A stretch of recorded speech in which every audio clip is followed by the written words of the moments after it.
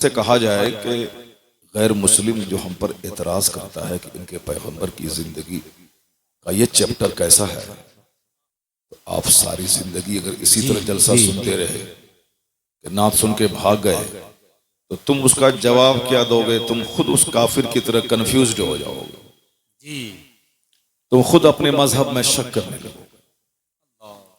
जबकि ये खुसूसी इंतजाम सिर्फ मजहब इस्लाम में है। यहूदियों के यहाँ बाज़ाब्ता कोई नसीहत का कोई चैप्टर नहीं है। क्रिश्चियनों के यहाँ कोई वीकली या मंथली लोगों के समझाने का कोई सिस्टम नहीं है।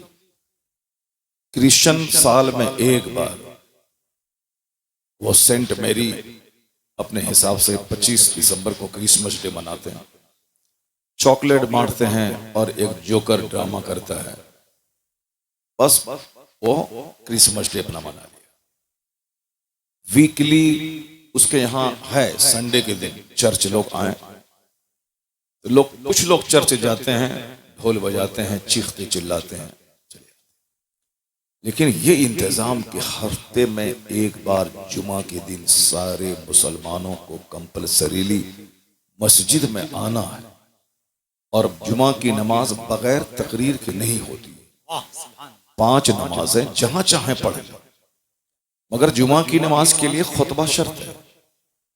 जिस तरह बगैर वजू के नमाज नहीं होती, उसी तरह बगैर खुतबे जुमा की नमाज नहीं होती। शरीयत ने यह इंतजाम किया है कि कम से कम हफ्ते में एक दिन जरूर अल्लाह का डर मुसलमान के दिल में डाल दिया जाए। सुभान अल्लाह, सुभान अल्लाह, वाह वाह। अब उस खुतबे जुमा में क्या कहा जाता है? इन्नल्लाह यअमुरु बिल अदल वल इहसान व ईताइ ज़िल कुर्बा व यनहा अनिल फहशाइ वल मुनकर वल बग़ी यअज़ुकुम लअल्लकुम तज़क्करून। यह एक जामे आयत है। इस आयत के बारे में मुफस्सिर फरमाते हैं कि कुरान में और कोई आयत नहीं भी नाजिल होती, सिर्फ यही एक आयत नाजिल होती तो नुज़ूल कुरान का मकसद पूरा हो गया। अल्लाहु अकबर, अल्लाहु अकबर, वाह वाह वाह, सुभान। तो इस आयत की तिलावत खुतबे जुमा में अरब में, अजम में, पूरी दुनिया में होती है। हम लोग बचपन से सुनते हुए चले आ रहे हैं और आप लोग भी सुनते हैं, लेकिन चूंकि तवज्जो आपकी नहीं रहती है, इसीलिए आज तक आपने आलिम से पूछा नहीं कि भाई इसी आयत की तिलावत क्यों होती है। 6666 आयतें कमोबेश कुरान शरीफ में हैं, सिर्फ इसी आयत की तिलावत क्यों होती है?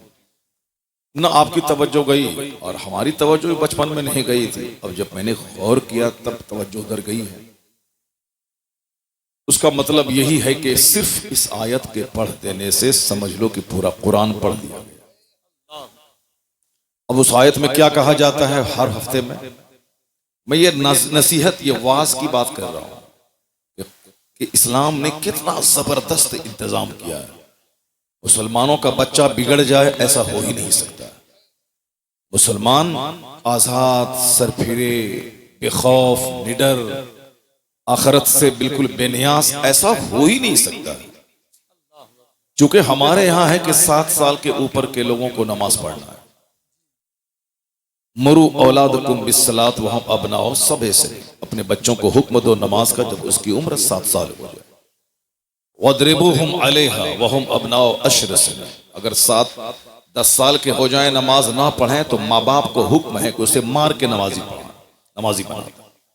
जमीन जगह मकान के बारे में कहीं नहीं आया है कि तुम बाप हो बेटे को 5 मकान दे दो, तुम बाप हो अपने बेटे को 10 बीघा जमीन दे दो वरना क़यामत के दिन पूछ होगी। नहीं, ये कहीं नहीं आया। ये आया है कि अपने बच्चों को हुक्म दो नमाज का, अगर वो 7 साल का हो जाए और 10 साल का हो तो उसे मार के नमाजी बना। चूंकि मुसलमान नमाज उसी तरह अपने लिए जरूरी समझता है जैसे जिंदा रहने के लिए खाने को बंदा जरूरी समझता है। जैसे नहीं खाएं तो मर जाए, वैसे नमाज नहीं पढ़ें तो समझ लें कि वो मोमिन ही नहीं है, ईमान ही नहीं। चूंकि लोग समझते ही नहीं है, इसलिए से अब बगैर नमाज के भी मोमिन बने रह सकते हैं। एक धारणा बन गई, नमाज पढ़ना एक ऑप्शनल मैटर है, पढ़ें तो ठीक है, नहीं पढ़ें तो ठीक है। यही वजह है कि लोगों के दिमाग में इस तरह की बातें आ गई हैं कि नमाज पढ़े बगैर भी मुसलमान रहा जा सकता है और जन्नत जाया जा सकता है। हालांकि ऐसा नहीं है। मुस्लिम शरीफ की हदीस में आया है, बैनल अब्दे वल कुफ्री तर्कुस सलात। एक मोमिन और एक काफिर के दरमियान जो चीज फर्क पैदा करती है वो नमाज। वाह सुभान अल्लाह सुभान। और क़यामत के दिन सबसे पहला सवाल नमाज का ही होगा। इन्ना अव्वल मा युहासबु बिहिल अब्द यौमल क़यामत अस्सलात। फर्स्ट क्वेश्चन क़यामत के दिन जो होगा वो अबाउट प्रेयर, नमाज के बारे में। अगर बंदा जवाब दे दिया तो अफलह व अंजा, ही बिकेम सक्सेसफुल, वो कामयाब। अगर जवाब नहीं दे पाया तो फ़क़द खाबा व खसरा व हिलाक, और तबाह हो, बर्बाद हो गया। यह हदीस पाक में आया। अब हर जुमा के दिन जो वाज की हिकमत है, वो हिकमत यही है कि चूंकि बंदा फॉरगेटफुल इसका माइंड होता है, भूलने वाला। अभी कुछ सुना, 10 मिनट के बाद भूल गया। इंसान है ही ऐसा, ये भूलना भी एक बहुत बड़ी नेमत है जी। अगर बंदा नहीं भूलेगा तो उसका सीना गम से फट जाएगा। अगर किसी का बाप मर गया, 2-4 दिन के बाद अगर वो बंदा बाप के गम को नहीं भूले तो मर जाएगा जी। किसी की बीवी मर गई, अगर उस सच्ची मोहब्बत उससे वो करता था, अगर उस गम को नहीं भूले तो वो बेचारा पागल हो जाएगा। एक प्रोफेसर साहब, एक ऑफिसर साहब थे, उसकी बीवी प्रोफेसर थी। मैं अक्सर कहता हूं कि किस तरह से लोग भूलते हैं और भूलना कितनी बड़ी नेमत है। जिस तरह भूलना एक डिमेरिट है, उसी तरह भूलना एक बहुत बड़ी मेरिट भी है। भूल अगर बंदा नहीं भूले तो मर जाएगा वो। किताबों में आया है कि जब कोई अपने अजीज रिश्तेदार को बंदा दफना के कब्रिस्तान से आता है तो पहले तो रोता था, सीना पीटता था, सर के बाल नोचता था, कैसे जिएंगे माँ के बगैर, बाप के बगैर। लेकिन कब्रिस्तान से लौट के आने के बाद उसको सुकून मिल जाता है। फिर 1-2 दिन के बाद धीरे धीरे भूल जाता है कि कोई मेरा बाप था जो मर गया। क्यों ऐसा होता है? दफनाने के बाद जब बंदा लौटता है तो फरिश्ते कब्र से मिट्टी उठाकर उनके रिश्तेदारों के सरों पे फेंक देते हैं और कहते हैं कि इज़हबू, जाओ, इसको भूल जाओ और अपनी फिक्र में लग जाओ। ये जाने वाला चला गया, अब तुम अपने बारे में फिक्र करो और सोचो। तो जलसा का मतलब होता है नात सुनना और उसके बाद घर चला जाना। वो बंदा कैसे हदीस सीखेगा, कैसे कुरान सीखेगा? अभी जिस तरह भीड़ लगी थी चारों तरफ नात सुनने की, और पूरा मजमा उछल उछल के दाद दे रहा था और हाथ उठा उठा के पागल हो रहा था। जैसे लग रहा था कि ये इसराइल को यहां से उठेगा और इसराइल नाम का मुल्क दुनिया से मिटा देगा। नात सुनने वाला वो नात के मिसरे तो याद कर लेता है, लेकिन मुस्तफा की हदीस याद नहीं कर पाता। करोड़ों मुसलमानों के बच्चे हैं जिसको एक हदीस याद नहीं है मुस्तफा का। बस जज्बाती, सेंटिमेंटल, संवेदनशील बन गए। उसके बाद पता चला कि दुनिया की थोड़ी सी मोहब्बत उसके ईमान को लूट ले गई। जब तक स्ट्रॉन्ग ईमान नहीं होगा उस वक्त तक ईमान के बचाने की फिक्र नहीं होगी। नौकरी का शौक बंदे को तबाह कर देता है, लड़की का चेहरा बंदे के ईमान को लूट लेता है। लाखों मुसलमानों की बच्चियां हैं जो काफिरों के साथ भाग गई, जबकि उसे मालूम है कि सारी जिंदगी जवान नहीं रहना और हमेशा दुनिया में नहीं रहना। और अक्सर लड़कियां जो मोहब्बत के नाम पे गैरों के साथ भागी, 2-4 महीने या 2-4 साल के बाद उसे जिल्लत का मुंह देखना पड़ता है। या तो उसकी बॉडी के 50 टुकड़े करके उसका प्रेमी उसको फेंक देता है, यही होता है। या फिर उसका प्रेमी उसको निचोड़ करके भाग जाता है। अब ये न घर आ सकती है, क्या करेगी? या तो तवायफ के कोटे पे इस्मत फरोशी करे या दरगाहों पे बैठ करके भीख मांगे। उसके अलावा कोई रास्ता नहीं रह जाता। लेकिन जो अपने माँ बाप की इज्जत करते हुए, अपने ईमान की कदर करते हुए अपने घर में रहती है और बाप बाप की मर्जी के मुताबिक शादी करती है, वो तो 90 साल के बुढ़ापे को भी पहुंच जाए तो अपने शौहर के नजदीक रानी बनी रहती है। वाह सुभान अल्लाह। और अगर बेटे वाली हो गई तो फिर तो बेटा उनका पांव चूमता है कि मेरी जन्नत मेरी मां के पांव के नीचे। जो भाग गई काफिरों के साथ, जिनकी लाश के हजारों टुकड़े कर दिए गए, ये बताएं ना उसकी दुनिया रही ना आखिरत रही, दोनों जहान की रुसवाई उसके मुकद्दर में हो गई। चूंकि उस लड़की ने जाना नहीं, लड़की हो या लड़का, उसने जाना नहीं कि आखिरत क्या है, ये दुनिया का महत्व क्या है। ये दुनिया एक पानी का बुलबुला है, जैसे उठा खत्म। एक चिंगारी है जो भड़की बुझ गई। ये दुनिया के 100 साल एक सेकंड से खत्म हो गए। काफिर चाहे गुड़ खाए कि गोबर खाए कि शराब पिए कि पानी पिए, उसका तो कोई संविधान ही नहीं है उसके पास। ना कोई जीवन पद्धति है, ना कोई नियमावली है, ना कोई सिलेबस ऑफ लाइफ है उसका। उसके नजदीक सब बराबर है, शराब बराबर है, गाय का पेशाब बराबर है, वो चाहे जो चाहे पिए।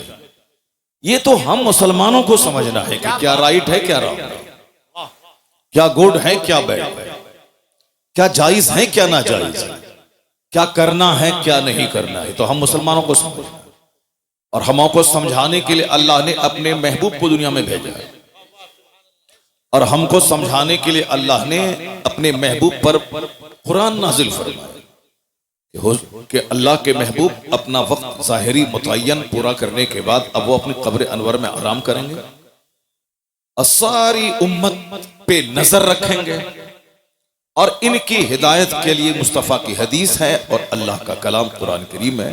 इन दोनों की रोशनी में मुसलमान जिंदगी गुजारते रहे। अब वो कुरान वो हदीस हमारे लिए एक जीवन पद्धति है। हम कैसे जिए कुरान में देखें, हम कैसे जिंदगी के दिन गुजारे मुस्तफा की हदीस में देखें। दूसरों के पास इस तरह की कोई नियमावली नहीं है। जो मन में आए सो करना है। मन में आया शराब पी लिया, मन में आया गाय का पेशाब पी लिया, मन में आया गोबर का इस्तेमाल कर लिया, और मन में आया सांप को काट के खा लिया। जो मन में आया जब चाहे वो रात के 4 बजे सो जाए, दिन के 11 बजे उठ जाए, कोई टोकने वाला नहीं।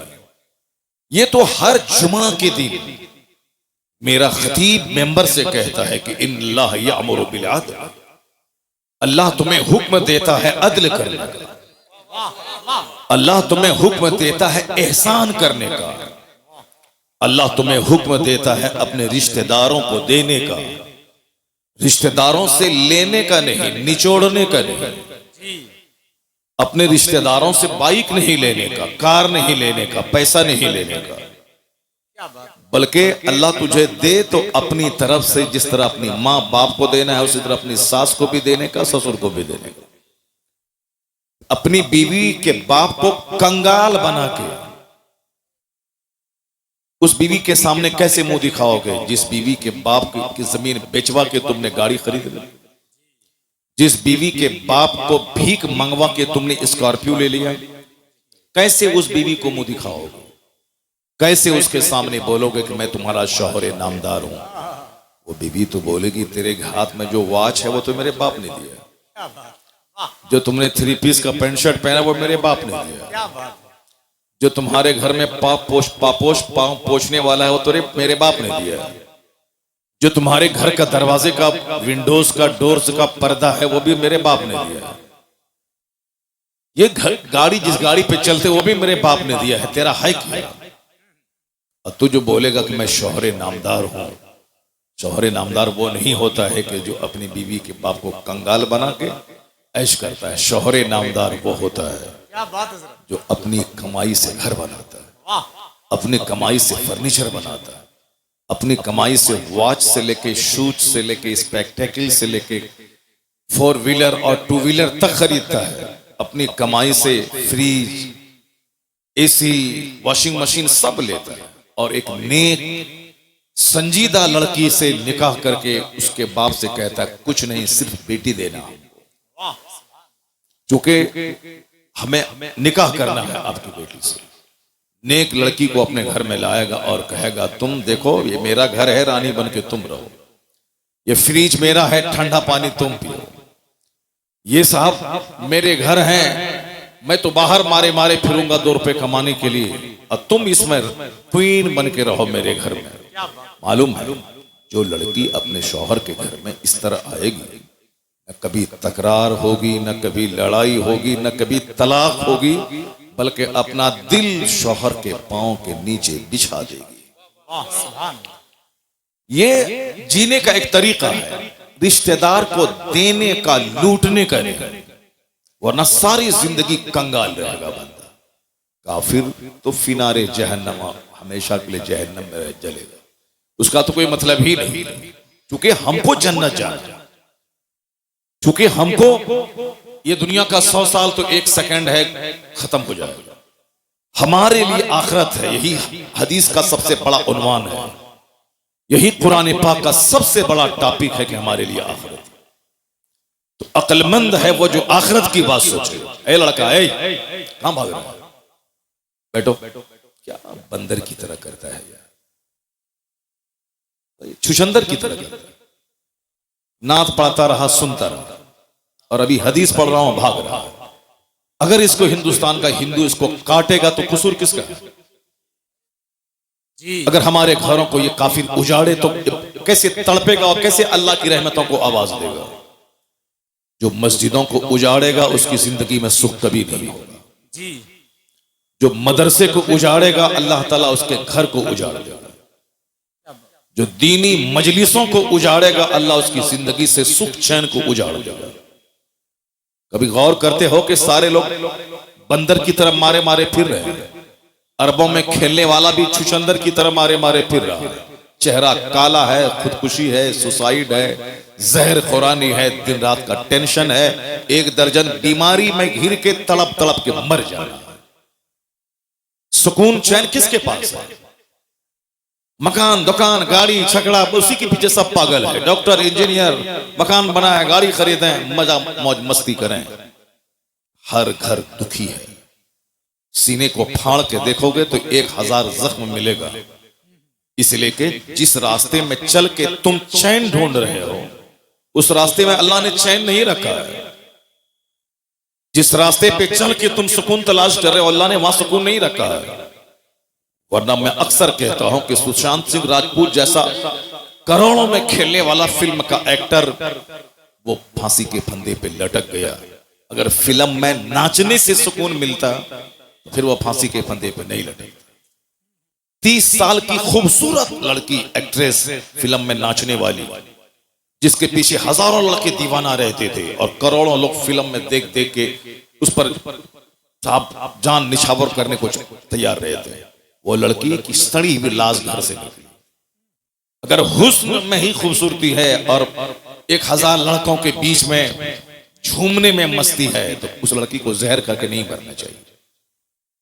तुम्हें मालूम है कि Charlie Chaplin British film star, जिसका एक मशहूर मकूला है कि I like to walk in the rain nobody can see my tears, मैं बारिश में टहलना चाहता हूं ताकि जी भर के रोऊं और कोई मेरे आंसू को देख नहीं पाए। करोड़ों को हंसाने वाला, करोड़ों जिसके फैंस हैं, ब्रिटिश फिल्म स्टार है, मगर हिंदुस्तान में करोड़ों लोग हैं जो उनके फैन हैं, उनके साहब दिलदादा है। लेकिन वो आदमी इतना गमगीन है, करोड़ों को हंसाने वाला। उसका मखूला अभी चार्ली चैपलिन बोले, वो इंटरनेट पे उसका ये लफ्ज सामने आ जाएगा, ये जुमला, I like to walk in the rain nobody can see my tears, मैं बारिश में टहलना चाहता हूं ताकि रोऊं, जी भर के रोऊं, कोई मेरे आंसू को देख नहीं पाए। डॉक्टर के पास गया था, वो कहा था मेरे दर्द की दवा दे दो। कहा क्या है? कहा अंदर से मैं दुखी और टूटा हुआ रहता हूं, चैन नहीं है। कहा चार्ली चैपलिन का शो देखा करो, थोड़ी सी चार्मिंग पैदा हो जाएगी, गम हल्का हो जाएगा। तो वो शख्स बोला चार्ली चैपलिन तो मैं ही हूं। डॉक्टर चेहरा देखने लगा, उसका थकता रह गया। कहा मैं, डॉक्टर चूंकि खुद उसका शो देखा करता था और हंसा करता था, गम को हल्का किया करता था, अब वो चौंक गया। जिसको हजारों लोग सुन के देख के गम की दवा करते हैं, वो शख्स अंदर से इतना दुखी है कि अपने दर्द की दवा तलाश करने डॉक्टर के पास आया और कहता है कि मैं जी भर के रोना चाहता हूं, और तुम मोटरसाइकिल खरीद के, मोबाइल चला के और गली कुचे में घूम करके एक तो छोटा सा घर बना के सोचते हो कि हमको सुकून मिल जाएगा। नहीं मिलेगा सुकून। न चार्ली के घर में सुकून है, न लता मंगेशकर के घर में सुकून है।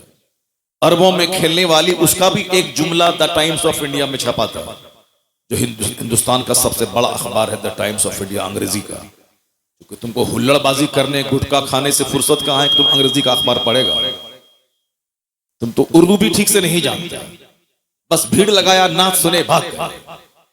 अब चाहे इस्लाम कुछ भी कहे, कुरान में जो आए, हदीस में जो आए, जहन्नम ही में चलेंगे, देखा जाएगा, मगर नाचेंगे, कूदेंगे। ये अक्लमंदी का तकाजा नहीं है। जुमा के खिताब और ईदैन की तकरीर और हर महफिल मिलाद का वाज किसी भी मजहब में समझाने का इतना सिस्टम नहीं है जो सिस्टम इस्लाम ने हमको दिया। जुमा के दिन वाज सुनना ही सुनना, ईद और बकरीद में तकरीर सुनना ही सुनना, खुतबे निकाह, निकाह की महफिल में पहले खुतबा पढ़ना सुन्नत है। उस खुतबे में कुरान की 3 आयतों की तिलावत होती है और तीनों आयतों में इत्तकुल्लाह कहा गया, अल्लाह से डरो। शादी का मौका है और ये खुतबा सुन्नत है, सरकार ने खुतबा पढ़ा और उसमें 3 आयतों की तिलावत होती है। या अय्युहन्नासुत्तकू, ऐ लोगों अल्लाह से डरो। या अय्युहल्लज़ीना आमनू तकुल्लाह हक़्क़ तुक़ाती, जिस तरह अल्लाह से डरने का हक है उस तरह ईमान वाले डरो। या अय्युहल्लज़ीना आमनू तकुल्लाह वक़ूलू क़ौलन सदीदा, ऐ लोगों, ऐ ईमान वालो अल्लाह से डरो और सच्ची बात बोलो, लाग लपेट वाली बात मत बोलो, अंदर में कुछ, जबान पे कुछ, मुनाफिकत वाली बात मत बोलो, सीधी बात बोलो, सच्ची बात बोलो। क़ूलू क़ौलन सदीदा युस्लिह लकुम, जो तुम्हारी जिंदगी को संवार देगा। अल्लाह से हम सोचते हैं कि निकाह का मौका खुशी का मौका है। ये 3 आयतों की तिलावत, आयात खौफ की तिलावत हुजूर ने की है। क्यों? कि इस मौके पे आदमी अक्सर बहक जाता है, इसलिए हुजूर ने 3 आयात खौफ की तिलावत करके बताया है। न तेरे बेटों की लाश तुझको काफिर बनाए, न तेरे बेटे की बारात तुझको दीन से फिरा दे। चाहे बेटे की बारात निकले तो भी तुम दीनदार बन के रहना, चाहे बेटी का जनाजा निकले तो भी तुम दीनदार बन के रहना। यानी बेटे की बारात निकले तो भी नमाजी बन के रहना, चाहे घर से जनाजा निकले तो भी नमाजी बन के रहना। ना खुशी का मौका तुझे फिरौन बना दे, ना गम का मौका तुझे दकियानूसी बना दे और अल्लाह की रहमतों से मायूस कर दे। ऐसा नहीं, अपने रसूल की रस्सी को मजबूती से थामे रहना। गमी में भी मोमिन रहोगे, खुशी में भी मोमिन रहोगे, हर हाल में मुसलमान रहोगे। ये वास की तरकीब इस्लाम ने दी है। क्यों? एक जुमा को तकरीर सुना कि दुनिया कुछ नहीं है, लगा कि अब हमको आखिरत की तैयारी करनी है। लेकिन जैसे ही वहां से जुमा पढ़ के घर आए, बाल बच्चों का मुंह देखा, तकरीर का 10% पानी वहीं खत्म उतर जाता है। फिर साहब Saturday, Sunday, Monday, Tuesday, Wednesday, Thursday, यानी शनिचर, इतवार, सोमवार, मंगल, बुध को धीरे धीरे 10%, 20%, 40%, 50% काफिरों का, जोकरों का, शरीरों का, शराबियों का, बेनमाजियों का मुंह देखा। मौलाना साहब ने जो जुमा में समझाया था कि दुनिया जीरो है, आखिरत सब कुछ है, इसको लगा था कि अब मैं आखिरत की तैयारी करूंगा। जुमेरात होते होते नसीहत का पानी उतर जाता है। अब वह अगले जुमा के दिन पक्का दुनियादार बन जाता। नहीं, मौलाना साहब जो बोला ये उनका काम है, मगर बगैर पैसा की दुनिया में इज्जत नहीं मिलेगी, पैसा कमाना पड़ेगा चाहे जहां से हो। अब ये पक्का फिरौन बन जाता। लेकिन शरीयत ने इंतजाम किया कि जो पानी नसीहत का सूखने वाला है, अगले जुमा को फिर नसीहत का पानी चढ़ा दिया जाए। सुभान अल्लाह, सुभान। जब जमीन सूखने लगती है, खेती के लायक नहीं रहती, आसमान का पानी उस मुर्दा जमीन को जिंदा करता है। उसी तरह यह दिल जब मर जाता है, गंदों बुरे लोगों की सोहबत में बैठ कर, तो इस्लाम ने इसीलिए हर जुमा के दिन तकरीर, खुतबे जुमा को लाजिम करार दिया है। ताकि जैसे ही दिल मरने वाला हो अगले जुमा को नसीहत का पानी फिर उस पे डाल दिया जाए ताकि वो दिल मरने से बच जाए। ये इतना जबरदस्त इंतजाम इस्लाम ने किया। क्या बात है हजरत, वाह वाह वाह। तो क्या कोई शख्स जो हर जुमा के दिन फाज सुनता है, अल्लाह के डर और आखिरत की बात, एक खुतबे में आया है ज़ादुकुम कलीलुन कलील, तुम्हारा सफर का जो खर्च है बिल्कुल थोड़ा, तेरे पास नेकियां थोड़ी है, तेरे पास तू जिस रास्ते का मुसाफिर है वह सबीलुकुम तवीलुन तवील, तेरा रास्ता बड़ा लंबा है। मरने के बाद कब्र में कितने हजार साल तक रहना है कोई नहीं जानता। कयामत कल कायम हो जाएगी ये अलग बात है, लेकिन जो लोग आज से 10,000 साल पहले मर गए, कयामत तो आज तक आई नहीं, वो 10,000 साल से अपनी कब्र में है, आलम बरज़ख में है, वो कयामत नहीं कायम। इसलिए यह है कि कयामत कल कायम होगी, लेकिन कल का मतलब ये नहीं कि कल टुमारो, कल का मतलब है कल चाहे 1 करोड़ साल के बाद आए वो कल ही कहलाता है। क्या बात है। तो कयामत 5,000 साल के बाद आएगी, तो कब्र की मंजिल हजारों साल। मैदान महशर जब कायम होगा, जब कयामत आएगी, दुनिया का विनाश होगा, वहां का जो एक दिन होगा 50,000 साल का। कोई दरख्त और किसी दीवार का साया नहीं होगा, कोई दरख्त नहीं होगा, तमाम जमीन परपट मैदान हो जाएगा और वहां हिसाब किताब होगा। लोग अपने अमाल के हिसाब से नाक तक, गर्दन तक, सर तक पसीने में डूबे रहे। सवा नेज़े पे आफताब, जमीन तांबे की, कोई किसी का पुरसाने हाल नहीं। न माँ अपने बच्चे को याद करेगी, न बच्चा अपनी माँ को याद करेगा। यौम यफिरुल मर्उ मिन अखी व उम्मिही व अबी, कुरान में अल्लाह कहता है डरो उस दिन से जिस दिन एक भाई भाई से भागेगा, औलाद वालदैन से भागेगी, माँ बाप औलाद से भागेंगे। इकलौता बेटा जिसके बगैर माँ जिंदा नहीं रह सकती थी, कयामत के दिन वो देखेगी कि मेरे बेटे को आग में डाला जा रहा है, मेरा बेटा एक नेकी की खातिर जहन्नमी बन रहा है, माँ एक नेकी उसको नहीं देगी, क्योंकि वो आखिरत है, दुनिया नहीं है, वो आखिरत है। आखिरत में कोई किसी का पुरसाने हाल नहीं होगा। यौम यफिरुल मर्उ मिन अखी व उम्मिही व अबी व साहिबतिही व बनी लिकुल्लि इम्रिइन मिनहुम यौमइज़िन शअनु युगनी। सारे लोग अपने अपने मामलात में इतने मशगूल होंगे कि कोई किसी का पुरसाने हाल नहीं होगा। नात सुनो और खूब जन्नत में कूद के चले जाओ। सरकार गौसे आजम 40 साल तक इशा के वजू से फजर की नमाज पढ़े थे। 40 दिन नहीं, 4 साल नहीं, 40 बरस। अब पूरी रात एक पांव पे खड़े होकर पूरा कुरान खत्म कर लेते थे। और जहां वो अल्लाह के वली थे, मां की गोद से ही वली बन के पैदा हुए थे। उनके बारे में आया है कि जब वो मकतब जाते थे तो फरिश्ते उनके आगे आगे चलते थे, कहते थे बच्चों रास्ता खाली कर दो, अब्दुल कादिर इस रास्ते से आने वाले हैं। बचपन से वली थे, उनको 40 साल तक इशा के वजू से फजर पढ़ने की क्या जरूरत थी। उनको 100 असातिज़ा के दरवाजे पे जाके इल्म हासिल करने की जरूरत क्या थी। उनको 91 साल तक खौफे खुदा में जीने की जरूरत क्या थी। दरख्त के पत्तों को खाकर 25 साल तक सहराओं जंगलों में रहे, क्या जरूरत थी। बस खेल तमाशा है, जन्नत मिल जाएगी। दुनिया में लड़की के पीछे पागल रहे, जन्नत मिल जाएगी। सारी जिंदगी फजर छोड़ते रहे, जन्नत मिल जाएगी। जलसा जुलूस को वीरान कर दें, उजाड़ दें, जन्नत मिल जाएगी। मस्जिद के दरो दीवार को उजाड़ दें, जन्नत मिल जाएगी। मन की गुलामी नहीं चलेगी, शरीयत की गुलामी चलेगी। अल्लाह ने अपने महबूब को भेजा है, महबूब की पैरवी में दोनों जहान की भलाई। लोग ख्वाहिशात के गुलाम हो गए, जैसे काफिर ख्वाहिशात के गुलाम है। जिसको चाहा जब तक चाहा पूजा, और जब चाहा उठा के फेंक दिया, और जिसके सामने चाहा सर झुका दिया। कभी दरख्त के सामने, कभी पेड़ के सामने, कभी छुचंदर के सामने, कभी बंदर के सामने, कभी नदी के सामने, कभी नाला के सामने, कभी गाय के सामने, कभी बैल के सामने, कभी सूरज के सामने, कभी उगते सूरज, कभी डूबते सूरज, न जाने कहां जिसके सामने जहां देखा सर झुका दिया। कोई चूंकि उसका हिसाब लेना देना नहीं है, कोई उसके पास कोई गाइडेंस नहीं है, इसलिए जिसको जहां देखा, जिसमें ताकत देखी, उसी को खुदा कह दिया।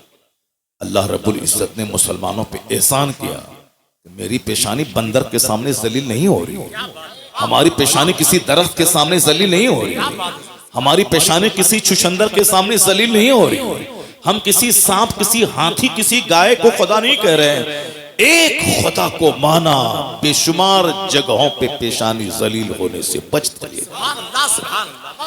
ये इस्लाम लाने का सबसे बड़ा बेनिफिट यही है कि कहो ला इलाहा इल्लल्लाह, there is no any god but Allah, Allah मेरा माबूद है। अब जन्नत तो वहां मिलेगी, इस दुनिया में दर दर की ठोकर खाने से पेशानी बच गई। और यह दलील बनकर अल्लाह ने अपने महबूब को भेजा, दलील बनाकर, जो सूरज को पूछता है, मेरे मुस्तफा की उंगली का इशारा पाके सूरज डूबा वापस आ रहा। सूरज को तुमने ताकत देख करके खुदा कहा था ना, तो वो ताकतवर सूरज तो ताकतवर मुस्तफा के इशारे पे गुलामी कर रहा है। तुमने चांद को खुदा कहा था ना, ये चांद मुस्तफा का इशारा पाके दो टुकड़ों में बढ़ जाता है। तुमने पत्थर को खुदा कहा था, ये पत्थर मुस्तफा के पाए अक़दस को पाके अपने सीने पे नक्श उभार लेता है, पत्थर मुस्तफा पे सलाम पढ़ता है। तुमने सांप को खुदा कहा था, ये सांप मुस्तफा के गुलामों की गुलामी कर रहा है। तुमने समंदर दरिया को खुदा कहा था, वो दरिया मुस्तफा के गुलामों के लिए धूल में तब्दील हो जाता है। तो जिस दरख्त को तुमने खुदा कहा था, ये दरख्त मुस्तफा को सजदा कर रहा है। इसलिए सारी दुनिया के लोगों, अगर तू तलाश करता है कि मेरा खुदा कौन है, आ जाओ मेरे महबूब के पास। जिन जिन चीजों की तू परस्तिश करता है, जिसको खुदा कहता है, वो सारी चीजें मुस्तफा के इशारे पे गर्दिश कर रही है। अब जब दुनिया मुस्तफा के पास पहुंचेगी, अब वहां उसको ज्यादा देर नहीं लगेगी खुदा की मार्फत हासिल करने में, क्योंकि जो सबसे ज्यादा ताकतवर है, जिनको दरख्त सजदा करे, जिनका कलमा पत्थर पढ़े, जिनके इशारे पे सूरज और चांद गर्दिश करें, ये अपनी पेशानी जमीन पर टेके हुआ और कहता है सुबहान रब्बियल आला। मतलब इतना ताकतवर मुस्तफा, जिसको खुदा कह दे वही खुदा है, जिसको सजदा करे वही मस्जूद है। तो अब दुनिया को समझने में देर नहीं लगी कि मोहम्मद अरबी खुदा का पता बताने आया है। इसलिए अल्लाह ने कहा कद जाकुम बुरहानुम मिर रब्बिकुम, तुम्हारे रब की तरफ से दलील बन के मुस्तफा आ गए। मुस्तफा को देखो, खुदा समझ में आएगा, इन्हें देख ले, दुनिया की सच्चाई समझ में आ जाएगी, आखिरत की सच्चाई समझ में आ जाएगी। बहुत अच्छा हज़रत। मुस्तफा दोनों जहान की वास्तविकता को बताने आए।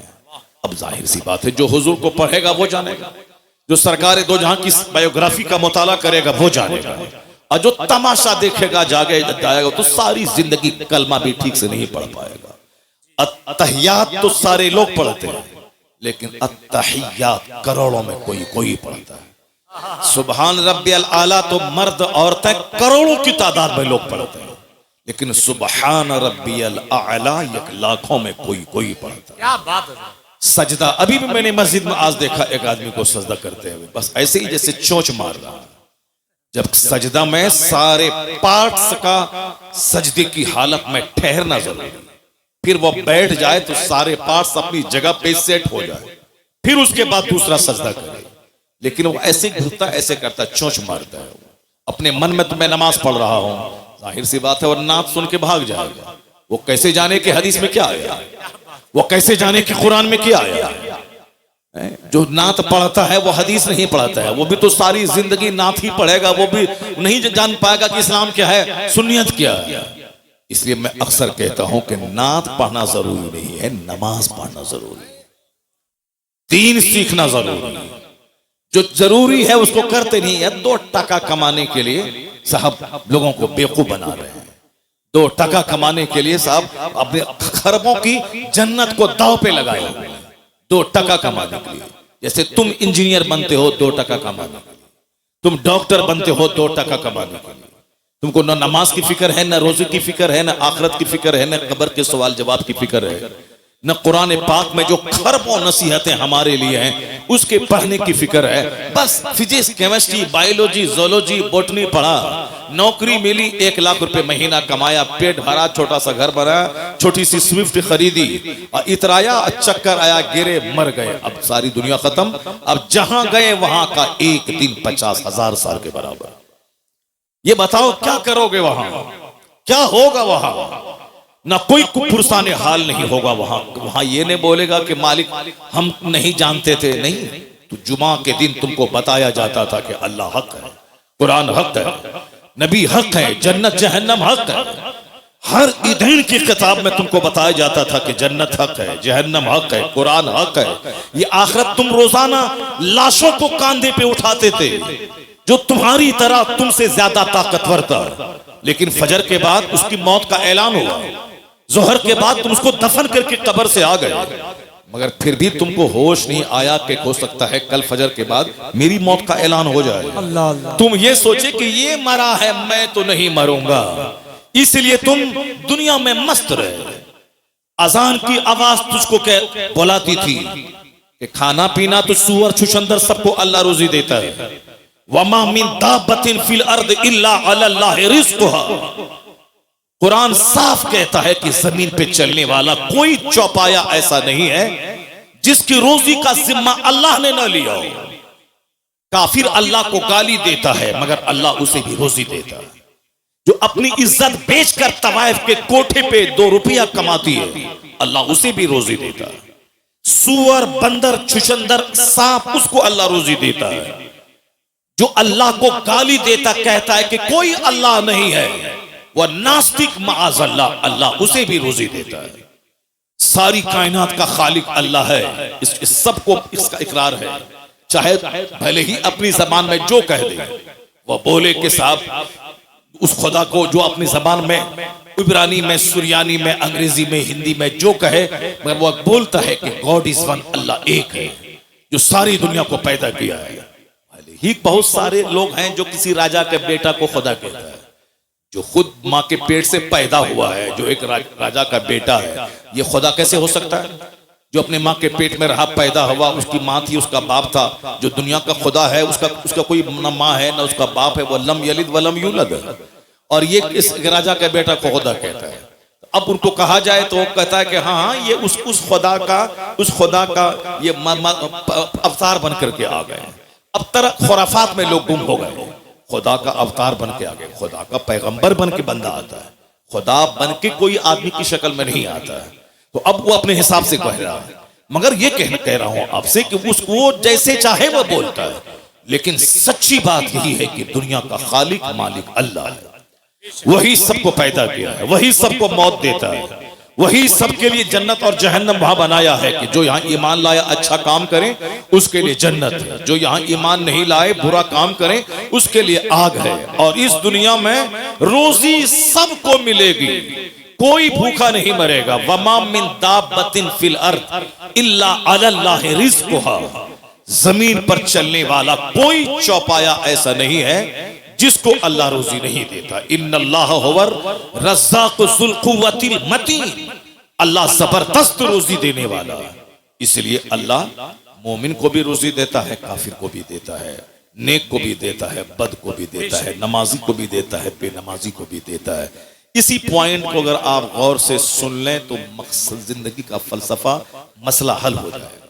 क्योंकि गौर से सुनते ही नहीं, आप बोलते कि मौलाना साहब तकरीर अपने हिसाब से करते हैं, जो वो रट के आते हैं, बोल के आते हैं, अपना मजमून सुना दिया, अपना काम किया, चला गया। जैसे कोई आया, नात पढ़ा, जो गाया, अपना पढ़ा, अपना काम किया, चला गया। वैसे ही मौलाना साहब अपना गा रहे हैं, अपना बजा रहे हैं, गा बजा के चले जाएंगे। ऐसा नहीं है, ऐसा नहीं। आलिम दीन कुरान सुनाते हैं, हदीस सुनाते हैं। ये वो काम है जो अंबिया और मुरसलीन के गुलाम बनकर उलमा कराम कर रहे हैं। यही पैगाम अंबिया कराम पहुंचाते थे कि तुम अपना मकसद हयात पहचानो, तुम जानो कि तुम क्यों पैदा हुए, और उलमा अंबिया के वारिस बनकर तुम तक सच्चाई पहुंचाते हैं कि दुनिया की वास्तविकता क्या है, हकीकत क्या है, हम क्यों पैदा होते हैं, क्यों मर जाते हैं। यह सच्चाई यही है कि रोजी सबको मिलेगी, जो रोजी सबके लिए है उसके लिए मेहनत देखिए कितनी है। 30 साल पढ़ना, 30 साल नौकरी करना, यह है उस वह रोजी जो रोजी बंदर छुछंदर सबको मिलती है। उसके 30 साल पढ़ना, 2-4-5 साल कंपटीशन फेस करना, मारे मारे फिरना, सऊदी अरब जाना, अमेरिका जाना, 2 टका कमाना, घर बनाना, खाना, शादी ब्याह करना, 2 बच्चा पैदा करना, उसके बाद मर जाना। ये रोजी जो सबके लिए, उसके लिए इतनी मेहनत है। मगर जन्नत सबके लिए नहीं है। जन्नत करोड़ों में किसी किसी के लिए है। अल्लाह ने रोजी का सबके लिए वादा किया है। सबको रोजी मिलेगी। अल्लाह को गाली दो तो भी रोजी मिलेगी, नमाज नहीं पढ़ो तो भी रोजी मिलेगी, ज़िना करो, शराब पियो, जुआ खेलो, सबको रोजी मिलेगी। मगर जन्नत सबको नहीं मिलेगी। जन्नत करोड़ों में किसी किसी को मिलेगी। और जन्नत मिलेगी किसको? इल्लल लज़ीना आमनू व अमिलुस सालिहात, जो ईमान लाया, अच्छा काम किया।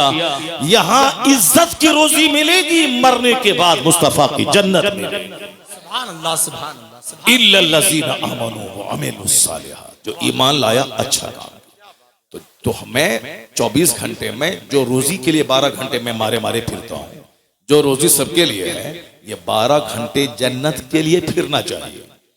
हकीकत में जहां खरबों साल रहना, जहां महासंखों साल रहना, उसके लिए 12 घंटे अगर बंदा पागल रहे तो आदमी समझेगा हाँ जो असल है, हकीकत है, सच्चाई है। जहां खरबों साल रहना है, जो जन्नत हमारे लिए है कि नहीं है, बंदा डरता रहे, उसकी तैयारी करे। ये लोग देखेंगे तो कहेंगे हाँ ये मकसद हयात को पा लिया। जो रोजी कोढ़ी के लिए भी है, जो रोजी समाज का निकम्मा जो फालिज ज़दा है उसके लिए भी है। यहां अरबों में खेलने वाला आदमी ऐसे सूख के कांटा हो गया, शुगर ने अटैक किया और सारा गोश्त को शुगर चाट गया। और जिसका 2 पांव नहीं है वो रेलवे स्टेशन पे भीख मांग रहा है। इतना मोटा ताजा है कि उसको देखने के बाद आदमी दंग रह जाता है। पांव दोनों नहीं है, फालिज ज़दा, लेकिन मोटा ताजा है साहब। बॉडी से जैसे चर्बी फट जाएगी। और यहाँ 1000 एकड़ जमीन का जोतने वाला शुगर ने दीमक की तरह सारा गोश्त चाट के खा गया है। इसका मतलब है अगर मेहनत से बंदा खाता, ये अरबपति को खूब ज्यादा मोटा रहना चाहिए। और वह बेचारा फालिज ज़दा भिखारी जिसका कमाता नहीं है, उसको कम रोजी मिलती है, उसका बदन सूख जाना चाहिए। लेकिन यहाँ उल्टा मामला है, जो कमाता नहीं है वो चर्बी फूट रही है उसके बदन से। और जो 1000 एकड़ का जमीन का मालिक है या सूख के कांटा हो रहा है। पता चला रोजी कमाई की बुनियाद पर नहीं मिलेगी। अल्लाह ने जिस जानदार को पैदा किया है सबको रोजी देने का अल्लाह ने वादा किया है। बंदर, चुचंदर, सुअर, हाथी, गाय, भैंस, बैल, सबको, सुअर जैसा खतरनाक जानवर जो बिल्कुल नजीसे ऐन है, वो अंग अंग उसका नापाक है, लेकिन वह सुअर भी खाता है। कुत्ता, जिसको कुत्ता कह करके लोग उद्धृत करते हैं, ये कुत्ता है, वो कुत्ता को भी रोजी मिलती है। मछली, जो व्हील मछली, जो रोजाना की खुराक उसकी मनों में है, वो समंदर में छोटी छोटी मछलियां अल्लाह ने इतनी पैदा कर दी ताकि बड़ी मछली छोटी मछली को खा के जिंदा रहे। सांप नाबीना, जो दरख्त की सबसे ऊंची टहनी में लिपटा हुआ रहता है, अल्लाह परिंदों के जरिए उसके मुंह में रोजी डाल देता है। रोजी सबके लिए, जन्नत सबके लिए नहीं है। तो अक्लमंद है वो जो रोजी के लिए कम मेहनत करे, जन्नत के लिए ज्यादा मेहनत करे। और बेवकूफ है वो जो जन्नत की फिक्र ही ना करे और दुनिया की रोजी के लिए मारा मारा फिरता रहे। और ये मेरी बोली नहीं है, ये बोली मुस्तफा की है। आका फरमाते हैं हदीस में, या अल कैजसु मन दाना नफ्सा वो अमील लिमा बादल मौत वल आजिजु मन अतबा नफ्सहु हवाहा सुम्मा व तमन्ना अल्लाह। मुस्तफा कहते हैं दवाई सीजवन, अक्लमंद है वो जो अपने नफ्स को दबाता रहे, नफ्स को कुचलता रहे और मरने के बाद की तैयारी करता रहे। वो अमीला लिमा बादल मौत, मरने के बाद जो एक अपार दुनिया है, जो एंडलेस दुनिया है, जिस वक्त आज का कोई खात्मा ही नहीं है, उस दुनिया की तैयारी करता रहे। इस दुनिया में ऐसे रहे जैसे कोई मुसाफिर रहता है। दुनिया में ऐसे रहे जैसे कोई एक मुसाफिर रहता है, अजनबी रहता है। Live in this world as if you are a stranger और ए ट्रेवलर। कुन फी दुनिया कअन्नका गरीबुन और आबिरु सबील। दुनिया में ऐसे रहो जैसे एक मुसाफिर रहता है। और हुजूर फरमाते हैं वल आजिज़ु मन अतबा नफ्सहु हवाहा व तमन्ना अलल्लाह। हमारे और आपके जैसे 90% आदमी जैसे जीते हैं उसी के बारे में हुजूर ने इस हदीस में कहा। सरकार क्या फरमाते हैं? वल आजिज़ु, बेवकूफ है वो, अहमक है वो कौन? मन अतबा नफ्सहु हवाहा, जो ख्वाहिशाते नफ्स की पैरवी करे, जो अपने नफ्स की ख्वाहिशात, ये खाओ ठीक है, ये चाउमीन खाओ, बर्गर खाओ, ताड़ी पियो, शराब पियो, बराबर मोबाइल चलाओ, ये खाओ वो खाओ, जो खाओ सब खाओ, नमाज साहब शराब पियो, सूद खाओ, जुआ खेलो, मस्ती करो, अपनी खूबसूरत बीवी को छोड़कर किसी साहब दलित की किसी काली कलोटी साहब डाइन औरत के पीछे पागल हो जाओ, अपनी खूबसूरत बीवी को छोड़ करके ज़िना के लिए सब साहब मुसहरों और गरीबों के मोहल्ले में जाके उनकी बहू बेटी को सूंघते रहो। बड़े बड़े अरबपति खूबसूरत बीवी को छोड़ के मजदूरी करने वाली, खेत में जो नापाक रहने वाली, काली कलोटी गंदा रहने वाली उस औरतों के पीछे पागल रहता है और घर में अपनी खूबसूरत हूर जैसी बीवी से लड़ाई करता है, उसको गाली देता है, मारता है, उसको बाप के घर भेज देता है। और हमेशा नापाक रहने वाली फोंडी और साहब जिद्दी और काली कलोटी फूथनी चोड़ेल के पीछे पागल रहता है। बेशुमार लोगों की कहानियां समाज के अंदर मौजूद हैं। क्या क्या कहा? ये नफ्स की पैरवी करे, वह तमन्ना अल्लाह, और उम्मीद लगा के बैठे कि अल्लाह जन्नत दे देगा। वह तमन्ना अल्लाह, और उम्मीद लगा के बैठे कि अल्लाह जन्नत दे देगा। ये हदीस पाक अगर दिल से पढ़ोगे तो सीना फट जाएगा, अगर दिल से पढ़ोगे तो सीना फट जाएगा। ये लड़का एक तमाचा मारेंगे, चेहरा लाल, बदतमीज करेगा।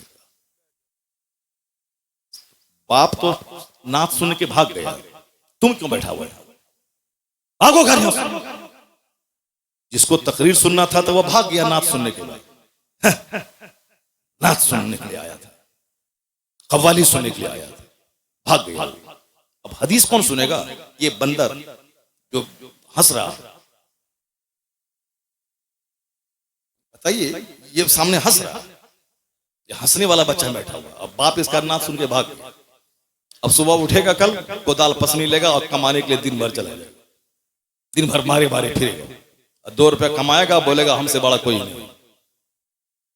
एक छोटा सा घर बना लेगा, बोलेगा हमसे बड़ा कोई नहीं। एक छोटी सी स्विफ्ट खरीद लेगा, बोलेगा हमसे बड़ा कोई नहीं। लता मंगेशकर के पास करोड़ों की कार थी, खरबों का बंगला उसका बंबई में मौजूद है, लेकिन वह बोली थी मन नहीं लगता है। I like to leave this world, मैं इस दुनिया को छोड़ना चाहती हूँ।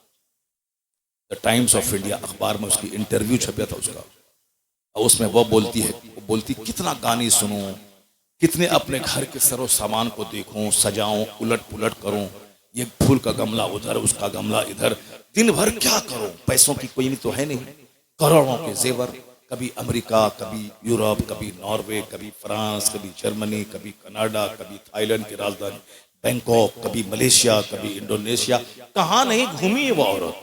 बुलबुले हिंद कहलाती थी, लेकिन वो बोली कि जिंदगी में अब मजा नहीं है, मैं मरना चाहती हूँ। चार्ली चैपलिन, जिंदगी में मजा नहीं है, अब मैं रोना चाहता हूँ। और तुम स्विफ्ट, गुटखा और सिगरेट और छोटा सा बगैर प्लास्टर के घर लेकर के तुम मजा लेना चाहते हो, कैसे मजा मिलेगा? वहां खरबों में खेलने वाला तो मरना चाहता है, वहां खरबों में खेलने वाली मरना चाहती है। तो अब तुम्हारा अकीदा रोशन हो रहा है, तुम्हारे कुरान का पैगाम सर चढ़ के बोल रहा है। क्या बोल रहा है कि दुनिया ने तो सोचा था फैक्ट्री डालूंगा मजा मिल जाएगा, बंबई में घर खोद बनाऊंगा मजा मिल जाएगा, लंदन घूमूंगा मजा मिल जाएगा। अरे अल्लाह ने मजा लंदन घूमने में रखा ही नहीं, न सोफा में, न गद्दा में, न इनोवा में, न फॉर्च्यूनर में, न जागवार कंपनी की 10 करोड़ की कार में, न बंबई के 100 मंजिला मकान में, न बुर्ज खलीफा दुबई में, न अमेरिका के साथ व्हाइट हाउस में। तो सुकून है कहां? इंजीनियर जहर खा के मर रहा है, वो डॉक्टर कलकत्ता का देखा, अब वो जेल में सड़ेगा, फांसी की सजा उसको होगी, अरबों में खेलने वाला, मगर वही ख्वाहिशात की गुलामी ने तबाह किया। पता ये चला कि सुकून न डॉक्टर बनने में है, न इंजीनियर बनने में है, न अमेरिका घूमने में है, न मकान बनाने में है, न 50 कपड़ा डेली चेंज करने में है। तो सुकून है कहां? अल्लाह अला बिज़िक्रिल्लाह तत्मइन्नुल कुलूब। कुरान कहता जान ले जहां इबादत है वहां सुकून है, जहां जिक्र है वहां सुकून है। ये दिलों को सुकून अल्लाह की याद ही में मिल सकता है। नारे तकबीर, नारे रिसालत, मसलके आला हजरत। सुभान अल्लाह, सुभान अल्लाह। अला बिज़िक्रिल्लाह तत्मइन्नुल कुलूब। आज सबको दिल की बीमारी लगी हुई है। क्यों? इस दिल में अल्लाह की याद के अलावा सब कुछ है। इस दिल में बीवी है, बच्चा है, शादी है, बियाह है, इस दिल में सब कुछ है। अल्लाह ही नहीं जो हमारा हकीकी मालिक, हमारा खालिक, हमें मारने वाला, हयात देने वाला, जन्नत देने वाला, रोजी देने वाला है, वो अल्लाह की मोहब्बत ही दिल में नहीं। मर्द को रहना चाहिए जलसे में, तो वहां वो बैठी हुई, वो सब बताइए, जिसको गप करने से फुर्सत नहीं है वो बैठी हुई। वो भी बोलती है कि फला शायर को बुलाइए, और शायर को ये बोलो कि फला नात पढ़े। एक औरत आप लोगों से बोली, मौलाना साहब आ रहे हैं, इनकी तकरीर हम सुनते हैं नेट में, और उनको बोलिए कि वो हदीस पाक पढ़े जो वहां पढ़े थे। किसी को बोला? नहीं बोला, लेकिन वो उसमें से बहुत सारी हैं जो आपको बोली होगी। बोलिए कि मैं हुजूर आपको देखना चाहता हूँ, ये कलाम पढ़वाइए। ये उनको बोलना, हुजूर मैं आपको देखना चाहता हूँ, हुजूर मैं मदीना जाना चाहता हूँ, हुजूर। ये उसको बोलिएगा कि वो जो है फला शेर पढ़े, फला नात पढ़े। बताइए, हदीस के बारे में कोई सवाल नहीं, कुरान शरीफ की आयतों के बारे में कोई फरमाइश नहीं है, वो नात के बारे में फरमाइश है। ये नात सुनने वाली तो यहाँ बैठी हुई क्यों है? जाओ घर जाओ। जब तुमको तकरीर ही नहीं सुनना है तो नात सुन करके जाओ घर जाओ। जब बैठी है तो गौर से सुनो, बात क्यों कर रही हो? अपनी तकरीर में मस्त है, अपनी तकरीर में मस्त है, अपने गप करने में लगी हुई है, अपने गप करने में लगी हुई है। गौर से सुनो, तकरीर सुनो, कुरान सुनो, हदीस सुनो। और अगर एक औरत पढ़ लिख ली, गांधी जी ने तो आज कहा था, give me a good mother, I will give you good society. तुम मुझे एक अच्छी माँ दे दो, मैं तुझे एक अच्छा समाज दे दूंगा। क्योंकि माँ की गोद में समाज पलता है। गांधी जी ने आज कहा था, मगर मेरे पैगंबर ने 1400 साल पहले कहा था, तलबुल इल्म फरीज़तुन अला कुल्ले मुस्लिमी व मुस्लिमा। हर मुसलमान मर्द और औरत पे इल्म हासिल करना फर्ज है। औरत अगर इल्म हासिल कर ली तो माँ की गोद बच्चों का पहला स्कूल। बाप चाहे जहां रहे, जिस माँ की जबान नफीस होगी उसके बच्चों की जबान भी नफीस होगी। और अगर कोई बच्चा खसीला हो, बच्चा जिद्दी हो, बच्चा बदअखलाक हो, तो समझ लें कि उसमें 50 नहीं 90% हाथ उसकी माँ का होता है। अगर बच्चे की जबान अगर गलत है तो माँ का रोल है। इसको सिर्फ सजने संवरने और साहब शादी ब्याह के दिन नया जेवर का मुतालबा करने से फुर्सत ही नहीं है। इसको क्या बच्चों की तरबियत करेगी? बच्चे कैसे बोले, बच्चे कैसे पढ़े? शहर में एक अच्छी औरत का बच्चा वो कभी नहीं बोलता है कि अजान हो रहा है, वो कभी नहीं बोलेगा कि दाल बहुत पतला है, नहीं बोलेगा, क्योंकि माँ कभी नहीं बोलती है कि अजान हो रहा है। माँ हमेशा कहती है अजान हो रही है। माँ हमेशा बोलती है कि दाल पतली है, रोटी अच्छी है, चावल अच्छा नहीं है। तो अब माँ की बात को बच्चा माँ की गोद से सुन कर अनकॉन्शियस लाशऊर में उसको स्टोर करता है, और जब उसकी जबान पे बोली खुलती है तो वही बोली निकलती है जो माँ से सुन करके यहाँ अनकॉन्शियस में था, वही वहां से निकलते हुए शऊर की जबान पे वही जुमले आ जाते हैं। इसलिए शादी ब्याह में कार मोटर कार देखने वाला अच्छी बीवी का सिलेक्शन करो, दौलत को तलाक दे दो, सिर्फ अच्छी औरत चाहिए जिसकी जबान अच्छी, जिसका अखलाक अच्छा हो, जिसका किरदार अच्छा हो, जिसका वेशभूषा अच्छा हो, जो अपनी जिंदगी को 10 मर्दों की गोद में झुलाने वाली ना हो, जो अपने जीवन अपनी जिंदगी की सुरक्षा करने वाली हो, जिनका आंख शौहर की अमानत, जिसकी जबान शौहर की अमानत, जिसका जिस्म शौहर की अमानत, और अपने बच्चों को पालने की खातिर अपनी जिंदगी की हिफाजत करे। अगर दागदार जमीन होगी कभी अच्छी फसल नहीं पैदा होगी, और जो जमीन जरखेज होगी जबरदस्त फसल पैदा करेगी। ये माँ है, माँ का पेट जमीन का काम करता है, बाप उसमें बीज डालता है। अगर बीज नाकारा हो तो भी फसल नाकारा, और जमीन अगर जली हुई, सड़ी हुई, गंदी और साहब बंजर जमीन हो, उससे कभी कोई अच्छी फसल की उम्मीद नहीं कर सकता है। क्योंकि दुनिया का सारा काम एक सिस्टम से होता है। गौर से सुनना, भले ही बात छिड़ गई है, मैं इसको मुकम्मल कर देता हूं, उसके बाद फिर मैं अपनी तमहीद पे लौट के आता हूं। उसके बाद अगर मौका मिलता है तो तकरीर करता हूं, अगर मौका नहीं मिलेगा तो फिर दूसरी बार आएंगे तब तकरीर करेंगे। लेकिन पहले इस टॉपिक को सुन लो, जो बात छिड़ गई है। मेरी माँ बहन भी गौर से सुन ले, गौर से सुने मेरी बात, और इसको हवाई बात समझ करके ना, बल्कि दिल में जगह दे रहे, उसको अपनी जिंदगी में उतारने की कोशिश करे, और समझ लें कि तकरीर नाचने का नाम नहीं है, तकरीर हाथ नचाने का नाम नहीं है, तकरीर कुर्सी तोड़ने का नाम नहीं है। तकरीर है कुरान हदीस का मीठा पैगाम दिल में उतार देने का, सुभान अल्लाह। जो आदमी की सोच बदल दे, जो आदमी की आंखों को इस काबिल बना दे कि ये आंख किसी लड़की की मोहब्बत में ना रोए, खालिके कायनात की मोहब्बत में रोने वाली बन जाए।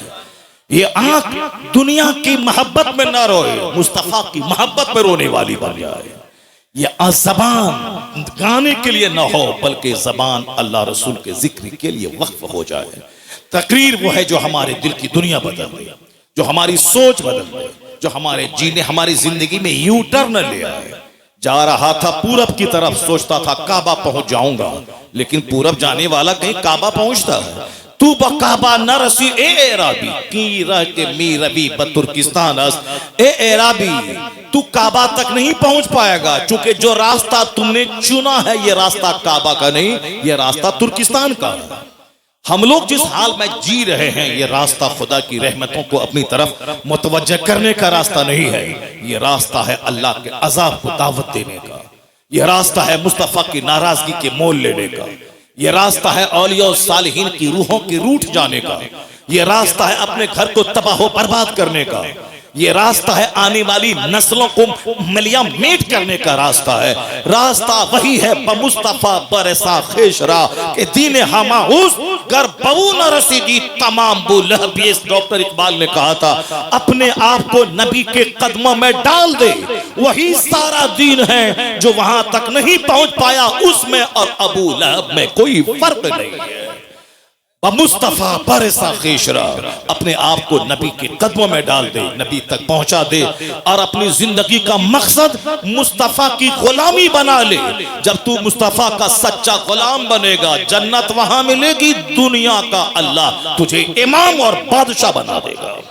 की मोहम्मद से वफा तूने तो हम तेरे हैं, ये जहां चीज है क्या लहो कलम तेरे। जिसको तकरीर सुननी थी वो चला गया, और जिसको हंसना है वो बैठा हुआ है, और ये बैठी हुई है गप करने के लिए बैठी हुई है। चुपचाप खामोशी जबान का ताला, जबान पे खामोशी का ताला लगा ले, और मेरी बात गौर से सुन ले।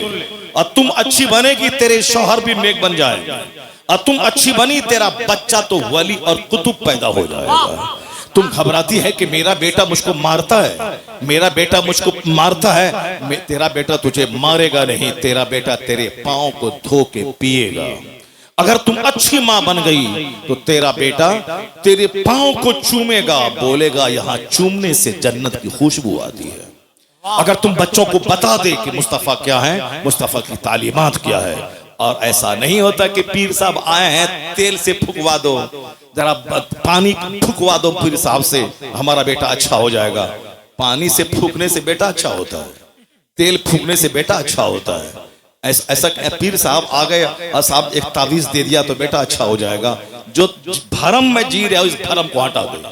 पीर का मतलब होता है खुदा का रास्ता दिखाने वाला, पीर का मतलब है मुस्तफा से जोड़ने वाला, पीर का मतलब है जो इस कदर नमाज पढ़े कि उनका मुरीद उसको देख के नमाजी बन जाए, पीर का मतलब है वो इस तरह अल्लाह से डरे रोए कि उनके सजदे को देखकर मुरीदों के सीने का जंग साफ हो जाए। इसके अलावा कोई दूसरा रास्ता नहीं। अगर पीर गुटखा खोर और 100 सिगरेट डेली पिएगा, मुरीद 200 सिगरेट डेली पिएगा। तुम्हारा पीर बोलता है कि तुम बोलते हो मेरे पीर को गुटखा बहुत पसंद है, सिगरेट पसंद है। तुम्हारे पीर को सिगरेट पसंद है, मेरे पीर को बरेली में किताब पसंद है। सुभान अल्लाह। 75 साल की उम्र में भी किताब का मुताला नहीं छोड़ा। उनको लोग तोहफे में किताब देते थे और तुम अपने पीर साहब को तोहफे में सिगरेट देते हो। जब जो जाहिर सी बात है तुम्हारा कसूर नहीं है, कसूर पीर साहब का है। तुमको जब मालूम है कि मेरे पीर की जो पसंद है वो गिफ्ट देना चाहिए, तो पीर की पसंद है पुड़िया, पीर की पसंद है शुद्ध पलस, पीर की पसंद है पान परा, पीर की पसंद है क्या रजनीगंधा, पीर की पसंद है। तो अब मुरीद वो पसंद वाली चीज लाके देता है। और जब मुरीद देखेगा पीर को पसंद है सजदा, पीर को पसंद है तस्बीह, पीर को पसंद है मुसल्ला, पीर को पसंद है किताब, पीर को पसंद है कुरान की तिलावत, तो वो रजनीगंधा नहीं देगा। मुरीद तस्बीह, मुसल्ला, कुरान पाक, मुसहफ लेके पीर को तोहफा पेश करेगा। मेरा मुर्शिद खुश हो जाएगा कुरान पाक की तिलावत से। मेरा मुर्शिद एक बरेली में था, बुढ़ापे में भी किताबों का मुताला नहीं छोड़ता। सुभान अल्लाह। जब भी देखा किताब पढ़ता देखा, जब भी देखा वाज़ो नसीहत करता देखा, जब भी देखा अम्र बिल मारूफ करता देखा। अमेरिका में रहे वही दीन की फिक्र, बरेली में रहे वही दीन की फिक्र, बस मुरीदों के बीच रहे वही दीन की फिक्र, तन्हाई में रहे तो जबान पे जिक्र और दुरूद जारी है। वह कौन था? 10 करोड़ मुरीदों का मुर्शिद बरहक, अपने वक्त का कुतुब अब्दाल, अख्तर रज़ा का अज़हरी ताजु शरीयत। वाह वाह वाह। जब भी देखा मुताला करता देखा, जब भी देखा फतवे का जवाब देता देखा, जब भी देखा मुफ्तियों की झुरमुट में देखा। एक पीर साहब है उस इलाके में, गोंडों की झुरमुट में रहता है, गोंडों की झुरमुट में रहता है। ये लुच्चा, ये लफंगा, ये बरोकर, ये दलाल, ये साहब लठेत, ये मारधाड़ करने वाला, ये चोर, ये ममाली, ये बदमाश, ये साहब बदमाशी का रैकेट चलाने वाला।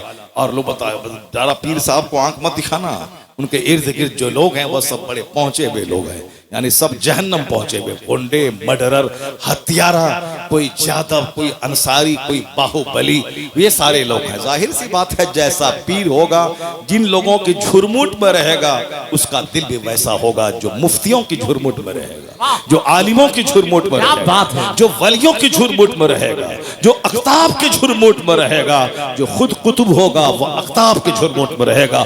हुजूर सदरुल अफाजिल कभी गोंडा मवाली के साथ नहीं रहे। उनका दोस्त सदरुल शरिया था, उनका दोस्त मलिकुल उलमा था, उनके दोस्त उनके साहबजादे जो आलिम थे वो थे, उनके अहबाब का एक बड़ा तबका था, अदीबों का, शायरों का, फकीहों का, मुदब्बिरों का।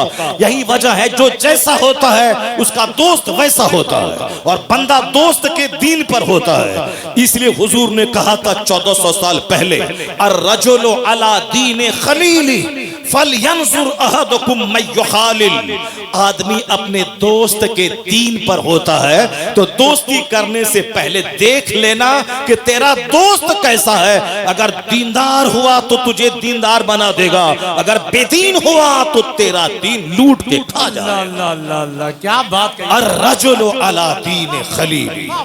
A man is on the religion of his friend, so watch to whom you befriend. आदमी अपने दोस्त के दीन पर होता है। वाच, देख लो कि तुम किससे दोस्ती कर रहे हो। वह चोर है, चोर बना देगा, बदअकीदा है, बदअकीदा बना देगा, वह ज़िनाकार है, तुझे ज़ानी बना देगा। अगर तेरा दोस्त अल्लाह से डरने वाला नमाजी है तो तुझे नमाजी बना देगा, मुत्तकी बना देगा। अर्रजुलु अला दीन खलीली फलयंजुर अहदुकुम मन युखालिल। बातें हमारी होती रहेंगी, मैं तमहीद यहाँ रोक करके मैं पहले वो चैप्टर में खोलता हूँ जो बात जबान पे आ गई है, ये वरना ये भाग जाएगी और हमारी तकरीर सुन नहीं पाएगी। और इसलिए चुपचाप रहो और तकरीर मेरी गौर से सुनो, और जहां तक मेरी आवाज पहुंच रही, मेरी सारी माँ, सारी बहन, सारी बेटियां वह गौर से इस चैप्टर को सुने। अक्सर व बेशतर मैं इस चैप्टर को रिपीट करता हूं, मैं खिताबत इसलिए नहीं करता हूं कि 100 तकरीर 100 टॉपिक पे हो, नहीं, मैं सिर्फ एक टॉपिक पे तकरीर करना चाहता हूं कि हर महफिल में अगर 5 बंदा जन्नती बन जाए तो मेरा पसीना बहाने की मेहनत वसूल हो जाए। माशाअल्लाह। इसलिए मेरी तमन्ना इस पे रहती। मैं नहीं समझता कि साहब मेरी हर तकरीर में बात जुमले बात हदीस का रिपीटेशन होता है, उससे कोई बहस नहीं। बार बार बोलने से आदमी के दिल में असर होता है। बार बार बोलने से जब रस्सी कुआं पर बार बार आगे पीछे जाती है तो उस पत्थर में भी निशान पड़ जाता है।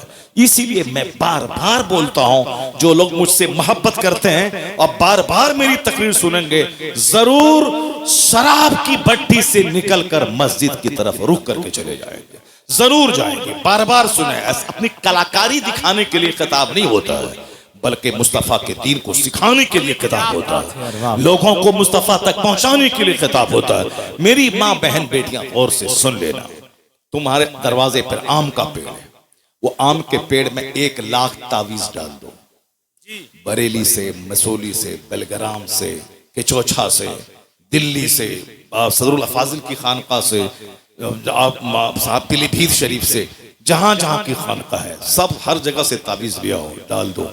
और ये सोचो कि इस आम के पेड़ से सेब निकल जाए, नहीं होगा ऐसा। 1 लाख तावीज डाल दोगे, आम का पेड़ सेब नहीं देगा। पता चला कि तावीज से सारा काम नहीं निकलता है। तावीज से काम क्या होता है, सुनो मुझसे। आम का पेड़ है, आम के पेड़ को मैंने बच्चों से बचाया, जानवर से बचाया, वक्त वक्त पे पानी दिया, खाद दिया, अब वो बड़ा मैच्योर हो गया, अब बकरी का खतरा नहीं रहा, अब वो आम फल देने वाला बन गया। तो अब आम का फल खट्टा ना हो जाए, तुर्श ना हो जाए, सड़ा हुआ ना पैदा हो, हजरत से एक तावीज लिया, डाल दिया कि सेब नहीं, आम ही फले मगर मीठा फल जाए, आम ही फले मगर मीठा आम फल जाए। चूंकि ये नेचर के मुताबिक है कि दरख्त लगाया है आम का और उसमें सारी मैंने मेहनतें की हैं, बस तावीज का थोड़ा सा असर हो जाए कि अच्छा आम उससे पैदा हो जाए। ये है तावीज का असर। ऐसा नहीं है कि आम के पेड़ से लीची निकल जाए, तावीज से आम के पेड़ से सेब निकल जाए, नहीं होता है। जैसा दरख्त वैसा फल, जैसी जमीन वैसी फसल, और जैसी माँ वैसी औलाद, जैसा बाप जैसा बीज वैसा बच्चा। इसलिए माँ बाप के औलाद अगर नाफरमान हो गई तो वह समझ लें कि 100% हमारा कसूर है। अगर माँ बाप को सताने वाले बच्चे पैदा हो गए तो वह दूसरों के सर पे मत बढ़े कि तुम्हारी वजह से ऐसा हो गया।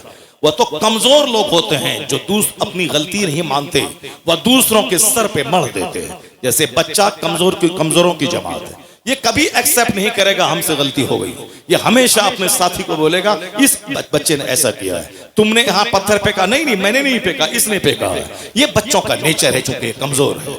औरतों का भी नेचर वही है कि वो अगर बीमार पड़ जाए तो वो बोलती है कि शौहर तुम्हारी वजह से मैं बीमार पड़ी हूँ। उसको नजला जुकाम भी हो जाए तो वो हमसे कहती है तुम्हारी वजह से नजला हुआ, वह तुम्हारी वजह से नजला हुआ। उस यानी वो सारा अपना कसूर मानती ही नहीं, वो सारा कसूर शौहर का है। तुम ऐसा खाना क्यों बना, तुम्हारी वजह से हुआ। ये ऐसा काम क्यों खराब हो गया, तुम्हारी वजह से हो गया। अब ये शौहर बेचारा चौड़ा सीना लेके रहता है, चलो इसमें सब समा जाए, तुम्हारी जिद समा जाए, तुम्हारी तकरार समा जाए, सब समा जाए। इसीलिए इसमें सब समा जाता है, सारा काम घर का बना रहता है और घर से बाहर बात नहीं फैलती है। वरना अगर घर से बाहर बात जाने को रहे, शौहर का दिल अगर बड़ा ना रहे तो रोजाना लड़ाई झगड़े की आवाज घर से बाहर जाएगी, साहब मार धाड़ की आवाज घर से बाहर निकलेगी। वो तो शौहर का दिल अल्लाह ने इतना बड़ा बनाया है कि जैसे कोई गंगा नदी हो, उसमें मुरादाबाद का सारा कचरा समा जाता है, उसी तरह इसमें सब समा जाता है। उसकी जीद, उसके तकरार, उसकी लड़ाई, उसका झगड़ा सब समा जाता है इसमें। इतना चौड़ा है, वरना डेली लड़ाई हो और डेली झगड़ा हो और सारे समाज के लोग दीवार में कान लगा के लड़ाई की आवाज सुने, नहीं होता है ऐसा। वो नाकिसुल अक्ल है, उसके पास अक्ल कम है, मगर अल्लाह ने मर्द को ताकतवर बनाया है। और हुजूर ने कहा है ये टेढ़ी पसली से पैदा हुई है, इसको सीधा करने की कोशिश मत करना। सीधा करना चाहोगे तो टूट जाएगी, और टूटना तलाक है, समाज बर्बाद हो जाएगा।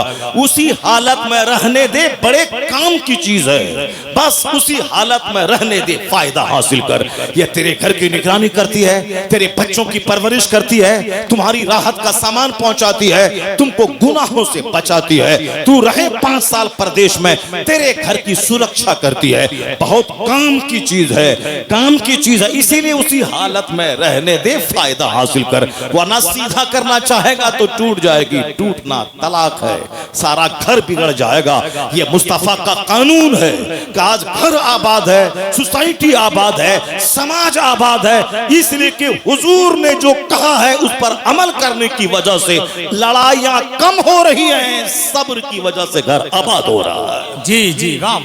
आकाए तोहार इस्लाम का फरमान है, सरकार ने एक अच्छी लाइफ गुजारने का जो फॉर्मूला दिया, अब जरा गौर से सुन लो। औरतों की तालीम पे इस्लाम ने क्यों जोर दिया, एक घर को सजाने संवारने में औरतों का कैसा हाथ रहता है। एक बड़ी हदीस में पढ़ता हूं, क्योंकि ये महीना आका अलैहिस्सलाम की सीरत का भी है। ये महीना माह रबीउल नूर खत्म हो गया, अब रबीउल आखिर अब कल परसों से शुरू होने वाला, मगर चूंकि सारी जिंदगी सरकार की सीरत बयान की जाएगी। ऐसा नहीं कि 12वीं के महीने में ही ईद मिलादुन नबी हमेशा मनाया जाएगा। कभी सरकार की तालीमात से हम बेनियाज नहीं हो सकते। दुनिया का सारा काम एक सिस्टम से होता है, और उसी सिस्टम पर मैं थोड़ी देर बात करता हूं। उसके बाद अगर आप कहेंगे थोड़ी देर और तकरीर कीजिए, तकरीर आपने शुरू नहीं की है तो फिर मैं तकरीर शुरू करूंगा, लेकिन अगर आप बोले कि नहीं अब खत्म कर दिए तो मैं तकरीर खत्म कर दूंगा। मगर मेरा एक पैराग्राफ सुन के जरूर आप जाइए, मेरी माँ बहन भी गौर से सुन लें। वह तकरीर का एक पैराग्राफ यही है कि दुनिया का सारा काम एक सिस्टम से होता है, सिस्टम से हट के नहीं होता है। जज्बात में चलो मारो जो होगा देखा जाएगा, नहीं नहीं, हिकमत से, तदबीर से सारा काम होता है। अल्लाह ने आसमान बनाया बगैर खंबे के खड़ा है, अल्लाह ने इस जमीन को समंदर पानी पे बनाया, ये जमीन में को करार हो उसके लिए अल्लाह ने पहाड़ का खूंटा बनाया ताकि जमीन हिले नहीं, एक सिस्टम है। अल्लाह ने सूरज बनाया ताकि सारी जमीन रोशन हो। अल्लाह ने रात में सूरज के छुपाने के बाद चांद दिया है ताकि लोगों का वहशत से सीना फट न जाए। ये सारा एक सिस्टम है। अल्लाह ने हमारे ऑक्सीजन के लिए दरख्त को पैदा किया, ये सिस्टम का हिस्सा है। अल्लाह ने हमारे लिए रोटी और चावल दिया, अल्लाह ने हमारे लिए वेजिटेबल्स पैदा किया, मगर हमारे जिस्म को गोश्त भी चाहिए, इसलिए अल्लाह ने परिंदों को पैदा किया, अल्लाह ने जानवरों को पैदा किया। ये मुर्ग हमारे लिए, ये परिंदे हमारे लिए, ताकि सब्जी ही नहीं तुम्हें गोश्त भी खाना, और गोश्त ही से काम नहीं चलेगा, तुम्हें मछली भी खाना। इसलिए अल्लाह ने मछली जैसी जबरदस्त मखलूक को समंदर में पैदा किया ताकि कभी मछली खाओ, कभी गोश्त खाओ, कभी सब्जी खाओ, कभी कद्दू खाओ। ये और बात है कि सब्जियों में बाज सब्जियां बहुत ज्यादा फायदामंद है, ये और बात है कि गोश्त में बाज गोश्त बहुत फायदामंद है, ये और बात है कि मछलियों में बाज मछलियां बहुत फायदामंद है। जैसे एक मछली हमारे इलाके में उसको कहा जाता है निरोग मछली, उसको सिंगी मछली बोलते हैं। अब पता नहीं यहाँ क्या बोला जाता है, 700-800 रुपए केजी मछली मिलती है, लोग उसे खरीद के खाते हैं चूंकि वो मछली में बहुत विटामिन है और बीमार लोग जूद हजम है वो मछली। कद्दू सब्जियों में सबसे सुपीरियर सब्जी है कद्दू बहुत जल्द हजम हो जाने वाली सब्जी, और यह सरकार की पसंद भी है, और सर्दी के लिए भी मुफीद है, गर्मी के लिए भी मुफीद है, हर मौसम के लिए मुफीद है। कद्दू जिसको आप लौकी कहते हैं, वह सब्जी बहुत जबरदस्त, उसका कोई जवाब नहीं है। अपने घर में उसको आदतन इस्तेमाल करें, जो सब सस्ती भी है और जबरदस्त भी है। उसके साथ जिसको भी मिक्स कर दें सब में लाजवाब काम करता है वो। जैसे उसमें मछली में डाल दें तो भी सुपीरियर है, गोश्त में डाल दें तो जबरदस्त है, और साहब उसमें चना का दाल डाल दें तो भी जबरदस्त है। यानी ये कद्दू लाजवाब, क्योंकि मुस्तफा की पसंद है, और जो मुस्तफा की पसंद है वो लाजवाब पसंद है। यही वजह है कि आज मैं जिस दिन मेरे घर में कद्दू की लौकी की तरकारी बनती है बहुत खुश होता हूँ। मेरी वाइफ को मालूम है कि हजरत को बहुत पसंद है, तो चना का दाल और कद्दू ये मुझे बचपन से शुरू से बहुत पसंद है, शुरू से पसंद है, और बहुत जबरदस्त है वो मेरे घर में। और फिर वो खीर भी मुझको बहुत पसंद है। यही वजह है कि अभी शुगर 7-8 साल से शुगर हो गए, मगर उसके बावजूद मैं खीर छोड़ता नहीं हूँ और मेरे घर में खीर बनाई जाती है और मैं खाता हूँ। और अल्हम्दुलिल्लाह शुगर को झूठा साबित कर देता हूँ कि लोग कहते हैं कि शुगर होने के बाद रोजा रखने में परेशानी हो रही, और 8 साल हो गए एक रोजा नहीं छोड़ा अल्हम्दुलिल्लाह, एक रोजा नहीं, और कोई परेशानी नहीं होती है। और शुगर वाले को कहते हैं कि भाई इसको हर 1 घंटे के बाद खाना चाहिए, डॉक्टर बताते हैं, और कहते हैं कि हमेशा पानी पीना हल्का सूखता रहता है। मगर मैं 2.5 घंटे तकरीर किया हूँ और अभी भी आज 2 घंटे तकरीर करूंगा मैं, चाहे तुम भाग जाओ, चाहे कोई यहाँ नहीं रहेगा, सब कोई नहीं रहेगा, मैं तकरीर करूंगा 2 घंटा। तो सब लोग भाग जाए, 2 घंटा से कम मैं नहीं बोलूंगा। डेली बोलता हूँ 2 घंटे 2.5 घंटे, मगर जरा बराबर कोई बता दे कि साहब मैं 1 गिलास पानी पिया हूँ, कोई बता दे कि कल मैंने पानी मांगा था। नहीं, वो डॉक्टर झूठ बोलता है कि शुगर वाला हर घंटे पे पानी पीना है, हर घंटे खाना खाना है। नहीं, जो झूठ बोलेगा वो प्यास लगेगी उसको, मगर जो कुरान बोलेगा, जो हदीस बोलेगा, वो बोलता चला जाएगा, रूहानी ताकत मिलती चली जाएगी।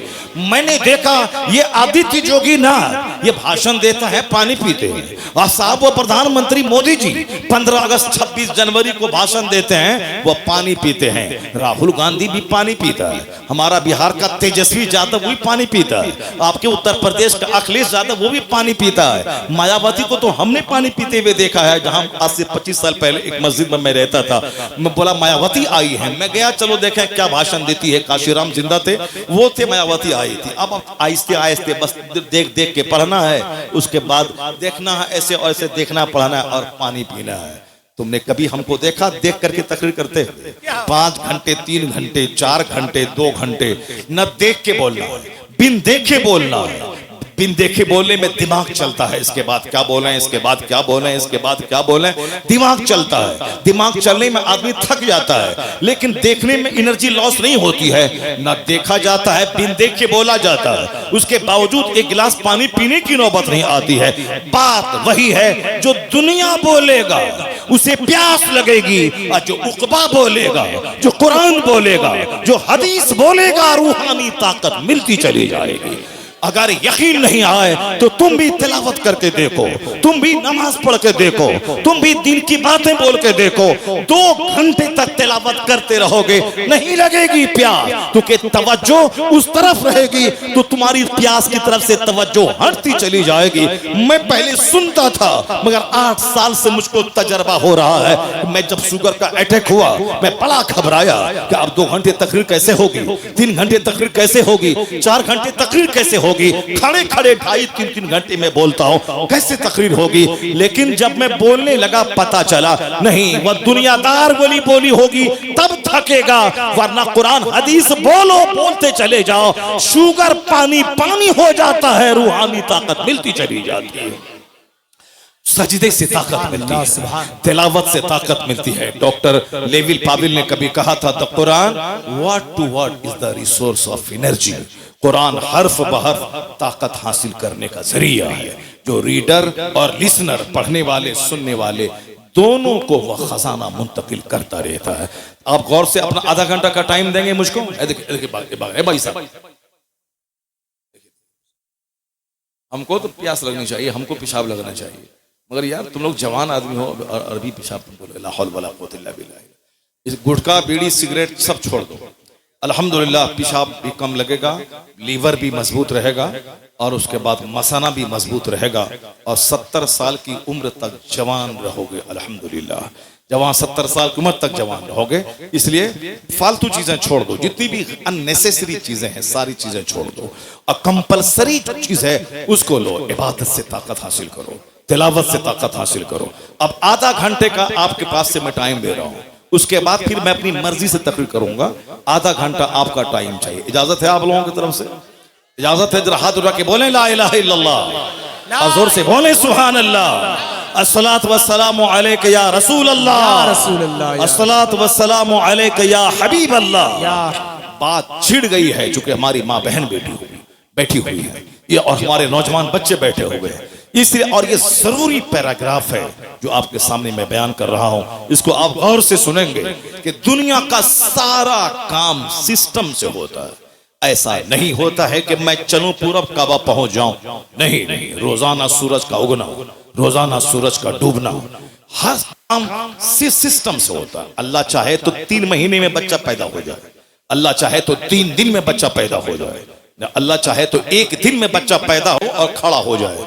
जैसे बकरी का बच्चा, बकरी का बच्चा अभी पैदा होता है, पैदा होने के फौरन ही वो चलने लगता है, खड़ा हो जाता है।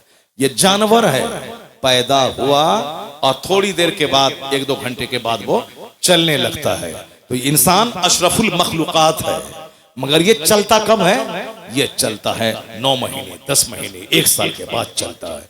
जानवर 1 घंटे के बाद चलने लगा, ये इंसान को भी अल्लाह चाहता तो 1 घंटे के बाद चला देता। नहीं, जानवर चूंकि वो जानवर है, जानवर का प्लान छोटा है, जानवर हमारी खिदमत के लिए पैदा हुआ है, वो हमारे लिए पैदा हुआ है, हमारे लिए। मेरी सवारी का काम आएगा जानवर, वो हमारे खाने के काम आएगा वो जानवर, वो हमारे दूध के काम आएगा वो जानवर, ये हमारे लिए है। और इंसान बड़ा काम करने के लिए पैदा हुआ है, दुनिया को अदल से भरने के लिए, मजलूमों को हक दिलाने के लिए, पढ़ लिख कर समाज में रोशनी फैलाने के लिए, अपने रब्बे करीम की इबादत के लिए, मानवता की सेवा के लिए, गरीबों में अदल करने के लिए, गरीबों को हक दिलाने के लिए, जालिमों का टेना तोड़ने के लिए। जब इतना बड़ा काम है इंसान का, अचानक नहीं, ये ग्रेजुअली, धीरे धीरे, या धीरे धीरे बोलेगा, धीरे धीरे चलेगा और धीरे धीरे परवान चढ़ेगा। चूंकि इसको ताकतवर हो जहाज उड़ाना है, इसको पनडुब्बी बनकर समंदर में गोता लगाना है, इसको खलाओं में 6-6 महीने रहकर यूनिवर्स की सीक्रेट का पता लगाना है। इसलिए इसकी पैदाइश 9 महीने के बाद, 2 महीने के बाद नहीं, 9 महीने माँ के पेट में रहना है, 2 साल तक माँ का दूध पीना है और 5-10 साल तक ये माँ बाप की निगाहों में रहना है। 15-16 साल के बाद मैच्योर होना है। अब उसके बाद जब जवान हुआ, इसे इबादत भी करनी है और इसे समाज की खिदमत भी करनी है। इसके कांधे पे घर का बोझ है, माँ बाप की खिदमत का बोझ है, इसके कांधे पर बीवी की परवरिश का बोझ है, इसके कांधे पे औलाद की परवरिश का बोझ है, समाज का बोझ है, मुल्क और मिल्लत का बोझ है। इतना बड़ा बोझ लेके आदमी, जो कमजोर पौधा होगा वो चलेगा, टूट जाएगा। इसलिए 9 महीना माँ के पेट में रहो, 2 साल तक माँ का दूध पियो, उसके बाद 18 साल में मैच्योर हो जाओ, अब तुम दुनिया का काम करो। यानी कुदरत का सारा काम हिकमतों से भरा है। काम जब बड़ा होगा, उसकी हड्डी भी मजबूत होगी, उसकी ताकत भी मजबूत होनी चाहिए। इसलिए अल्लाह 9 महीने माँ के पेट में रखता है। अब जरा गौर से सुनिए, अल्लाह रब्बुल इज्जत के इसी सिस्टम का हिस्सा है कि जो दुनिया में सबसे बड़ा काम करने के लिए आया है, उसकी ताकत भी सबसे बड़ी होगी, उसका खानदान भी सबसे बड़ा होगा, उसकी माँ भी सबसे बड़ी होगी, उसका दादा भी सबसे बड़ा होगा, उसका नाना भी सबसे बड़ा होगा।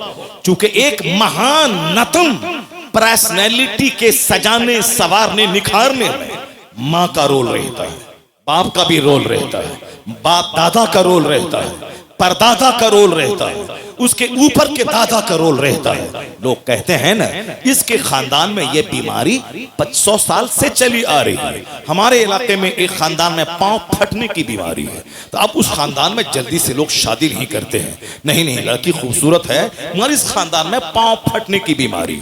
अब ये बीमारी कब से चली आ रही है किसी को नहीं मालूम है, 100 साल 200 साल से चली आ रही है। तो 200 साल पहले से जो बीमारी चली आ रही है, उसके खानदान के आने वाली नस्लों को भी वो थोड़ा सा समाज में ऐबदार बना देती है। और फिर कुछ खानदान के लोग बड़े हष्ट पुष्ट मोटे ताजे होते हैं और कहते हैं कि इनका दादा पहलवान था, इनका परदादा पहलवान था, इनका नाना पहलवान था। चूंकि नाना का ब्लड मेरी माँ में शामिल है और दादा का ब्लड मेरे बाप में शामिल है, इसीलिए दादी हाल के एतबार से और नानी हाल के एतबार से भी जो बहुत बड़ी पर्सनैलिटी है, उसका मजबूत होना जरूरी है। दादा की तरफ से भी लाजवाब और नाना की तरफ से भी लाजवाब। ऐसा नहीं कि रास्ता चलते किसी लड़की को मुंह देखा, मुंह अच्छा लगा, शादी कर लिया और चले आए, बाद में पता चला कि साहब इनकी औलाद जो भी है वो जैसी की तैसी औलाद है। अब सब इनके बाप, इनकी माँ फाहिशा थी, इनके बाप ऐसे थे, उनके दादा ऐसे थे, यानी इनकी नस्लों में बेहयाई चली आ रही है।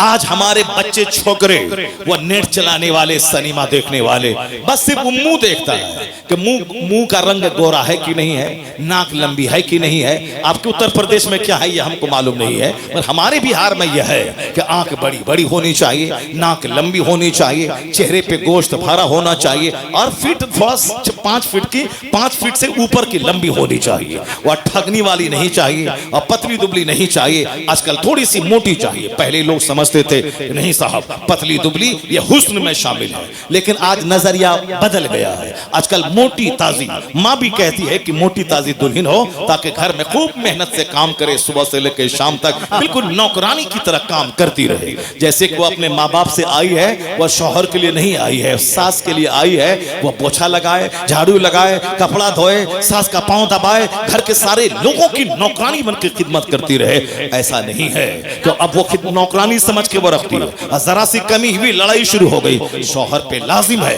वो खिदमत अपनी माँ की करे, क्योंकि माँ तुम्हारी माँ है, तुम्हारी बीवी की माँ नहीं है। वो तुम्हारी माँ के पाँव के नीचे तेरी जन्नत है, वो तेरी बीवी का जन्नत तेरी माँ के पाँव के नीचे नहीं है। वो खिदमत करे, ये उनका एहसान है, ये उनका एहसान है। वह तेरी खिदमत करेगी, वह तेरी खुशी ढूंढेगी। अगर तेरी माँ के साथ ना रहना चाहे, उसके लिए अलग घर देना होगा, अलग चापाकल देना होगा, अलग वाशरूम देना होगा, ये तुम पर लाजिम है। अगर वो अब तुम्हारी माँ को माँ समझ रही है, सोने पे सुहागा है, तो रास्ता चलती कोई सड़क छाप औरत वो तेरी माँ को की खिदमत नहीं करेगी। जिस तरह आप कॉलेज में पढ़ने लगे, कॉलेज में पढ़ने वाली लड़की से प्यार हो गया, उनको बोले कि तुम देहात में नहीं रहूंगी, मैं शहर चाहिए। अच्छा ठीक है, मैं तुम्हारे लिए मैं शहर आ जाऊंगा। अब वो शहर बिहार नहीं, उत्तर प्रदेश की राजधानी लखनऊ को गोमती नगर चाहिए। चलो गोमती नगर में हम बिल्डिंग खरीद लेंगे, यानी माँ छोड़ देंगे, बाप छोड़ देंगे। रास्ता चलती औरत का चेहरा देखा, माँ बाप सब छोड़ दिया। लेकिन अगर दीन तुम्हारे पास रहेगा, अगर वो लड़की बोलेगी माँ बाप समाज छोड़ दे, तुम क्या बोलोगे?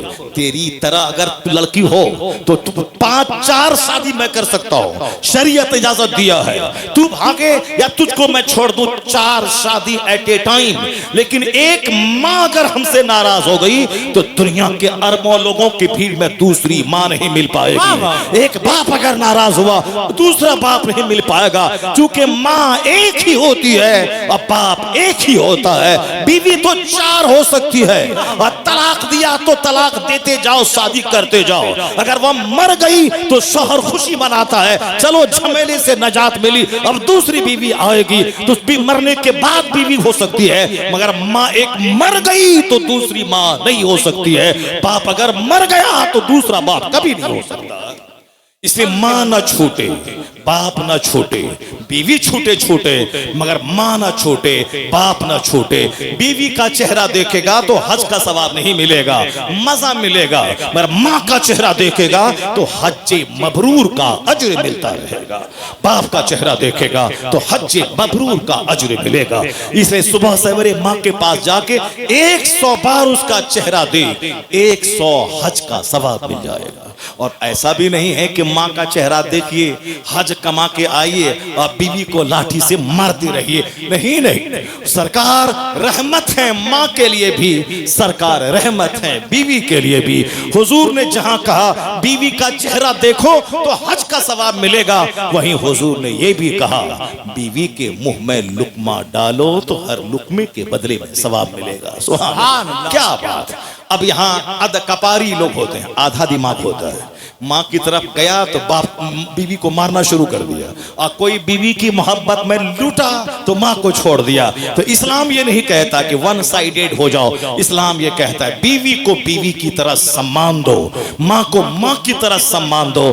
तेरे घर में रहमतों के फूल खिलते रहेंगे, आसमान से रहमतों की बारिश होती रहेगी। और तुम मर्द हो, बीवी कुछ बोले माँ के खिलाफ सह लेना, माँ बोले बीवी के खिलाफ सह लेना, घर तुम्हारा ऐसे चलता रहेगा। अगर माँ की बात में बीवी से टकराए तब तो फिर तुम्हारा सुकून खत्म हो जाएगा, और बीवी की बात में अगर माँ से टकराए तब तो तेरी दुनिया और आखिरत दोनों बर्बाद हो जाएगी। बीवी इसको कुछ पैसा दे तो माँ को मत बताओ कि 10,000 दिए हैं, और माँ को 10,000 दो तो बीवी को दिखा के मत बताना, वरना सर के सारे बाल तेरे खत्म हो जाएंगे। इसलिए उनको मत बताना कि मैंने माँ को 10,000 दिया है, माँ को 10,000 दिया है, बीवी को खबर ना मिले। और बीवी को 10,000 दिया है, माँ को खबर ना हो। एक कामयाब आदमी की तरह मुस्कुराते रहना, घर में माँ का भी प्यार मिलेगा, बीवी का भी प्यार मिलेगा, सुन्नत पे अमल होगा, घर मिसले जन्नत के बन जाएगा। बस इस चैप्टर को गौर से सुन लीजिए। बात से बात पैदा होती है, दूसरी बात निकल जाती है, मगर हमारा चैप्टर वही है कि बहुत बड़ा काम करने के लिए सिर्फ चेहरा नहीं देखना है, बल्कि कैरेक्टर देखना है, किरदार देखना है, आदत व अतवार देखना है, और हड्डी देखनी है, ब्लड देखना है, माँ को देखना है, उसकी दादी को देखना है।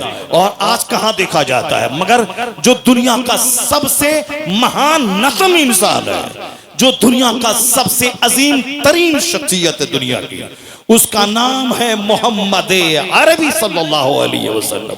I can not find any other man in history like Mohammad. मैं पूरे मानव इतिहास में मुस्तफा का जवाब नहीं पाता।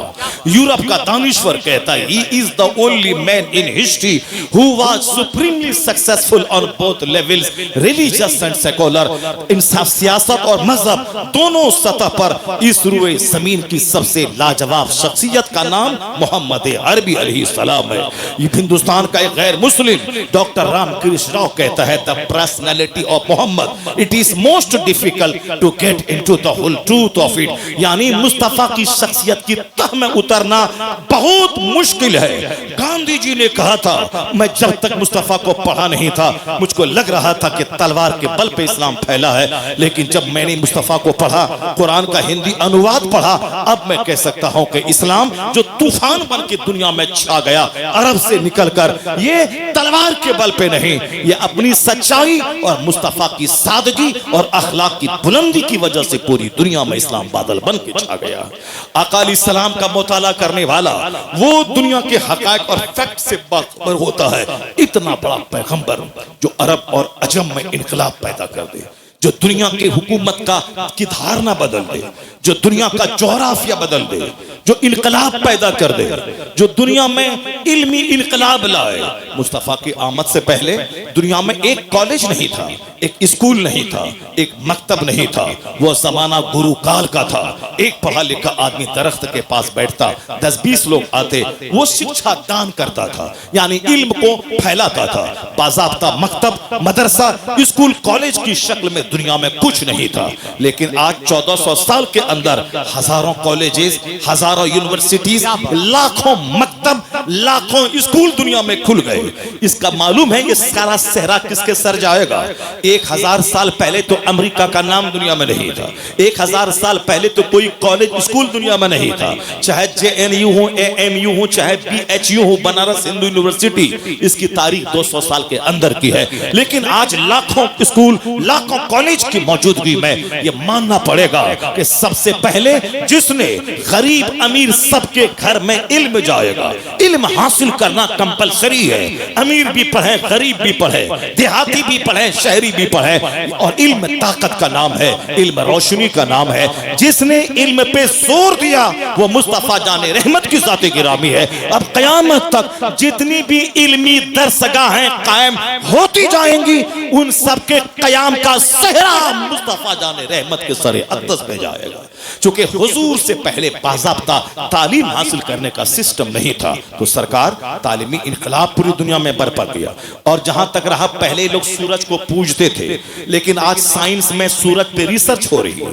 आज साइंस में चांद पे तहकीक हो रही है। व्हाट इज सन, सूरज क्या है, ये रिसर्च हो रही है। व्हाट इज मून, चांद क्या है, इस पे तहकीक हो रही है। पहले जो चीजें मौजूए इबादत थी, यानी चांद को पूजना, सूरज को पूजना, दरख्त को पूजना।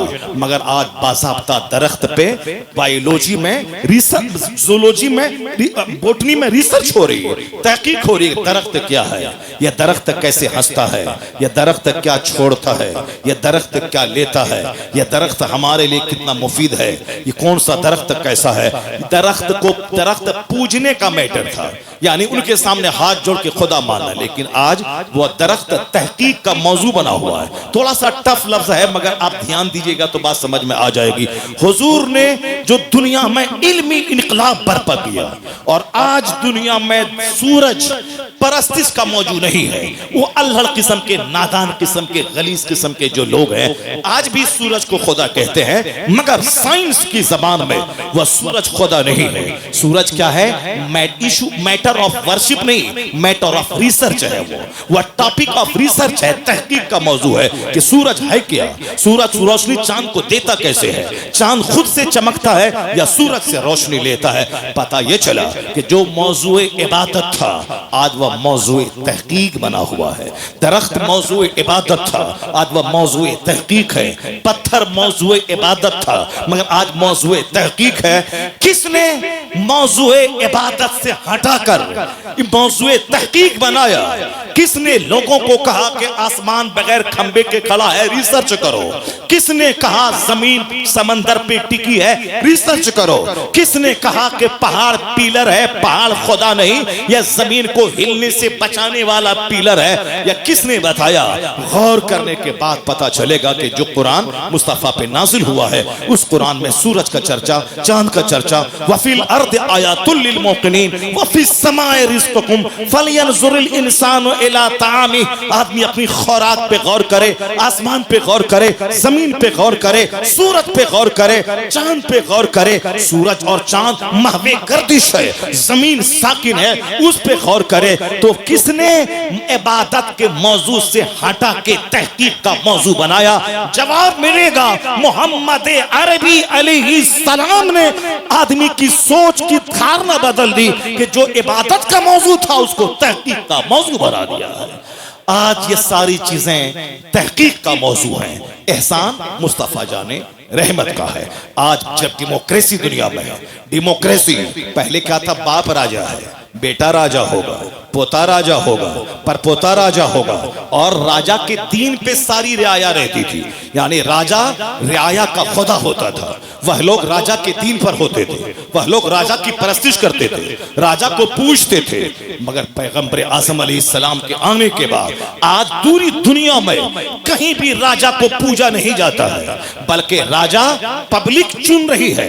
हिंदुस्तान का राजा पब्लिक चुनती है। Democracy is the government of the people, for the people, by the people. जमहूरियत अवाम के लिए हुकूमत है, अवाम के जरिए हुकूमत है, अवाम की हुकूमत है, अवाम की, अवाम के लिए हुकूमत है। Democracy is the government of the people, for the people, by the people. लोगों के जरिए, लोगों के लिए, लोगों की हुकूमत है। जमहूरियत में एक काला कलोटा भी हाकिम बन सकता है, जिस पर मेजॉरिटी का इत्तेफाक हुआ वो हाकिम बनेगा। बादशाहत के घराने से ये साहब, ये नस्ली शहनशाहियत का खात्मा किसने किया? नस्लन बादा नस्लिन, बाप के बाद बेटा, उसके बाद पोता बादशाह बनेगा। इस नस्ली बादशाहत का खात्मा करके दुनिया में जमहूरियत का राज कायम करना, अवाम के जरिए बादशाह का सिलेक्शन किया जाना, इसकी बुनियाद पूरी दुनिया में अगर किसी ने रखी है तो मुस्तफा जाने रहमत ने रखी है। सरकारे दो जहां का कोई बेटा नहीं। माकान मोहम्मदुन अबा अहदिन, मोहम्मद किसी मर्द के बाप नहीं है। आका अलैहिस्सलाम के जितने भी बेटे थे सब नाबालिगी में इंतकाल कर गए, तीनों बेटे। और फिर उसकी एक बड़ा बैकग्राउंड है, ये आयत करीमा कैसे नाजिल हुई। आका अलैहिस्सलाम दुनिया को एक नई गवर्नमेंट दिया। पूरी दुनिया में आज पब्लिक के जरिया सिद्दीक अकबर का इंतखाब हुआ। सरकार का खलीफा कौन होगा? सिद्दीक अकबर बने। हजरत उमर फारूक बाज़ाब्ता एक कमेटी के जरिए सिद्दीक अकबर ने सबकी राय मालूम करके तब उमर फारूक को खलीफा बनाया। उमर फारूक की शहादत के बाद बाज़ाब्ता अवाम की राय से हजरत उस्मान गनी का इंतखाब हुआ, यानी जमहूरियत का कि पब्लिक अपना बादशाह चुनेगी। आज अगर अमेरिका से लेकर मलेशिया तक दुनिया में नस्ली बादशाहत का खात्मा हो गया है, अवामी हुकूमत कायम हुई है। इसको कायम करने वाली हस्ती का नाम मोहम्मद अरबी अलैहिस्सलाम। इसलिए यूरोप का दानिश्वर कहता है, I can not find any other man in history like Mohammad. मैं पूरे मानव इतिहास में मुस्तफा का जवाब नहीं पाता हूं। मैंने सिर्फ एक झलक आपको दिखाया है कि हुजूर ने दुनिया को क्या दिया है, हुजूर ने दुनिया में क्या तब्दीली पैदा की है। इतना बड़ा इनकलाबी पैगंबर, कयामत तक अब कोई नबी नहीं आएगा। सारे पैगंबरों के सरदार बनकर मुस्तफा आ रहे हैं। अब इनके बाद कोई पैगंबर नहीं आएगा। पहले 50 गांव में 50 पैगंबर आते थे, हर गांव के अलग अलग पैगंबर होते थे, लेकिन अब फाइनल प्रॉफिट बन के हमारे पैगंबर आ गए। अब कयामत तक का आखिरी पैगंबर, इसी का दीन रहेगा, इसी का संविधान चलेगा, इसी के तौर तरीके चलेंगे। जब इतना बड़ा पैगंबर के अमेरिका में इसका दीन, यूरोप में इसका दीन, ऑस्ट्रेलिया में इसका दीन, वही एक नमाज यूरोप में, वही एक नमाज अमेरिका में, वही एक नमाज अफ्रीका में, वही एक नमाज अरब में, वही एक नमाज अजम में। यानी जब पूरी दुनिया में एक निकाह, एक खुला, एक तलाक का तरीका, कानून मोहम्मद पूरी दुनिया में चलेगा। इतना बड़ा पैगंबर इंडिया में पैदा नहीं हुआ। इतना बड़ा पैगंबर जो दुनिया को बदलने वाला हो, इनकलाब लाने वाला हो। अल्लाह ने उसे अमेरिका में नहीं पैदा किया, अल्लाह ने उसे पाकिस्तान में नहीं बनाया, अल्लाह ने उसे बांग्लादेश में नहीं भेजा। जो दुनिया का सबसे महान पैगंबर हो, उसके लिए जगह भी सबसे ज्यादा सुपीरियर होनी चाहिए। वह जगह जहां की मिट्टी से बलवान पहलवान पैदा होते हो, वह जगह जहां की मिट्टी से जबरदस्त क्वालिटी के इंसान पैदा होते हो। पूरी रुए जमीन पे उस खित्ते का कोई जवाब नहीं है। वह खित्ता अरब है, मक्कतुल मुकर्रमा का वो इलाका जहां कोसों दूर तक सिर्फ जंगल, बबूल के पेड़ भी खुशबूदार, वहां के कांटे भी खुशबूदार, वहां की जमीन से रूहानियत टपकती है। सबसे ज्यादा ताकतवर और सबसे खूबसूरत और सबसे ज्यादा बेहतरीन लोगों को पैदा करने वाली जमीन अब पूरी दुनिया के मिडिल पोजीशन में, चूंकि जो राजधानी होगी वह दुनिया के बीचों बीच आसमान में बैतुल मामूर है, उसी के सीध में नीचे काबा है। वो काबा, वो जगह मुस्तफा की पैदाइश, मुस्तफा की आमद के लिए अल्लाह ने चुना, ताकि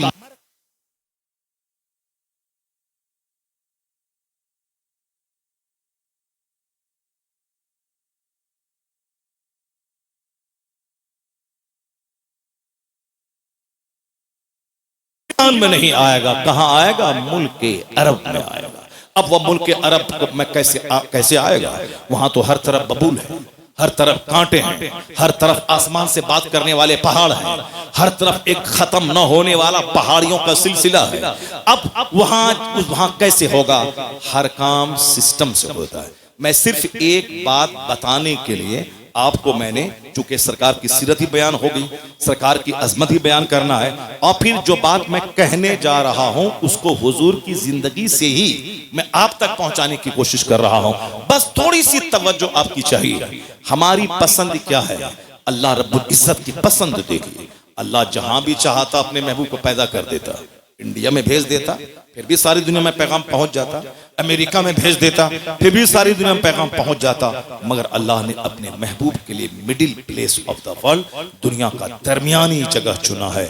और फिर ऐसी जगह चुना है जिसके बारे में डॉक्टर फिलिप हिट्टी वो आज कहते हैं, द हिस्ट्री ऑफ अरब नामी किताब में वो लिखते हैं, after the death of the holy prophet sterile earth of Arabia it seems that it has been converted by magic into the nursery of heroes. Allah, यानी अरब की जमीन बहादुरों की नर्सरी कहलाती है। जहां से असहाब पैदा हुए, मुहाजिर और अंसार पैदा हुए। वो बहादुरों की नर्सरी है वो जगह जहां सरकार के रफका, सरकार के साथ देने वाले लोग पैदा हुए। बातें 3 घंटे की हैं, मगर मैं मुख्तसर 10 मिनट में आप तक पहुंचाता हूं। अब उस जगह अल्लाह ने महबूब को भेजना चाहा तो उसके लिए कहां से उसकी इब्तदा होगी? 5000 साल पहले, 5000 साल पहले अल्लाह ने जनाब इब्राहिम अलैहिस्सलाम को कहा, अपने बेटे इस्माइल और अपनी बीवी को मेरे घर के पास मक्का में खाने काबा के पास पहुंचा दो।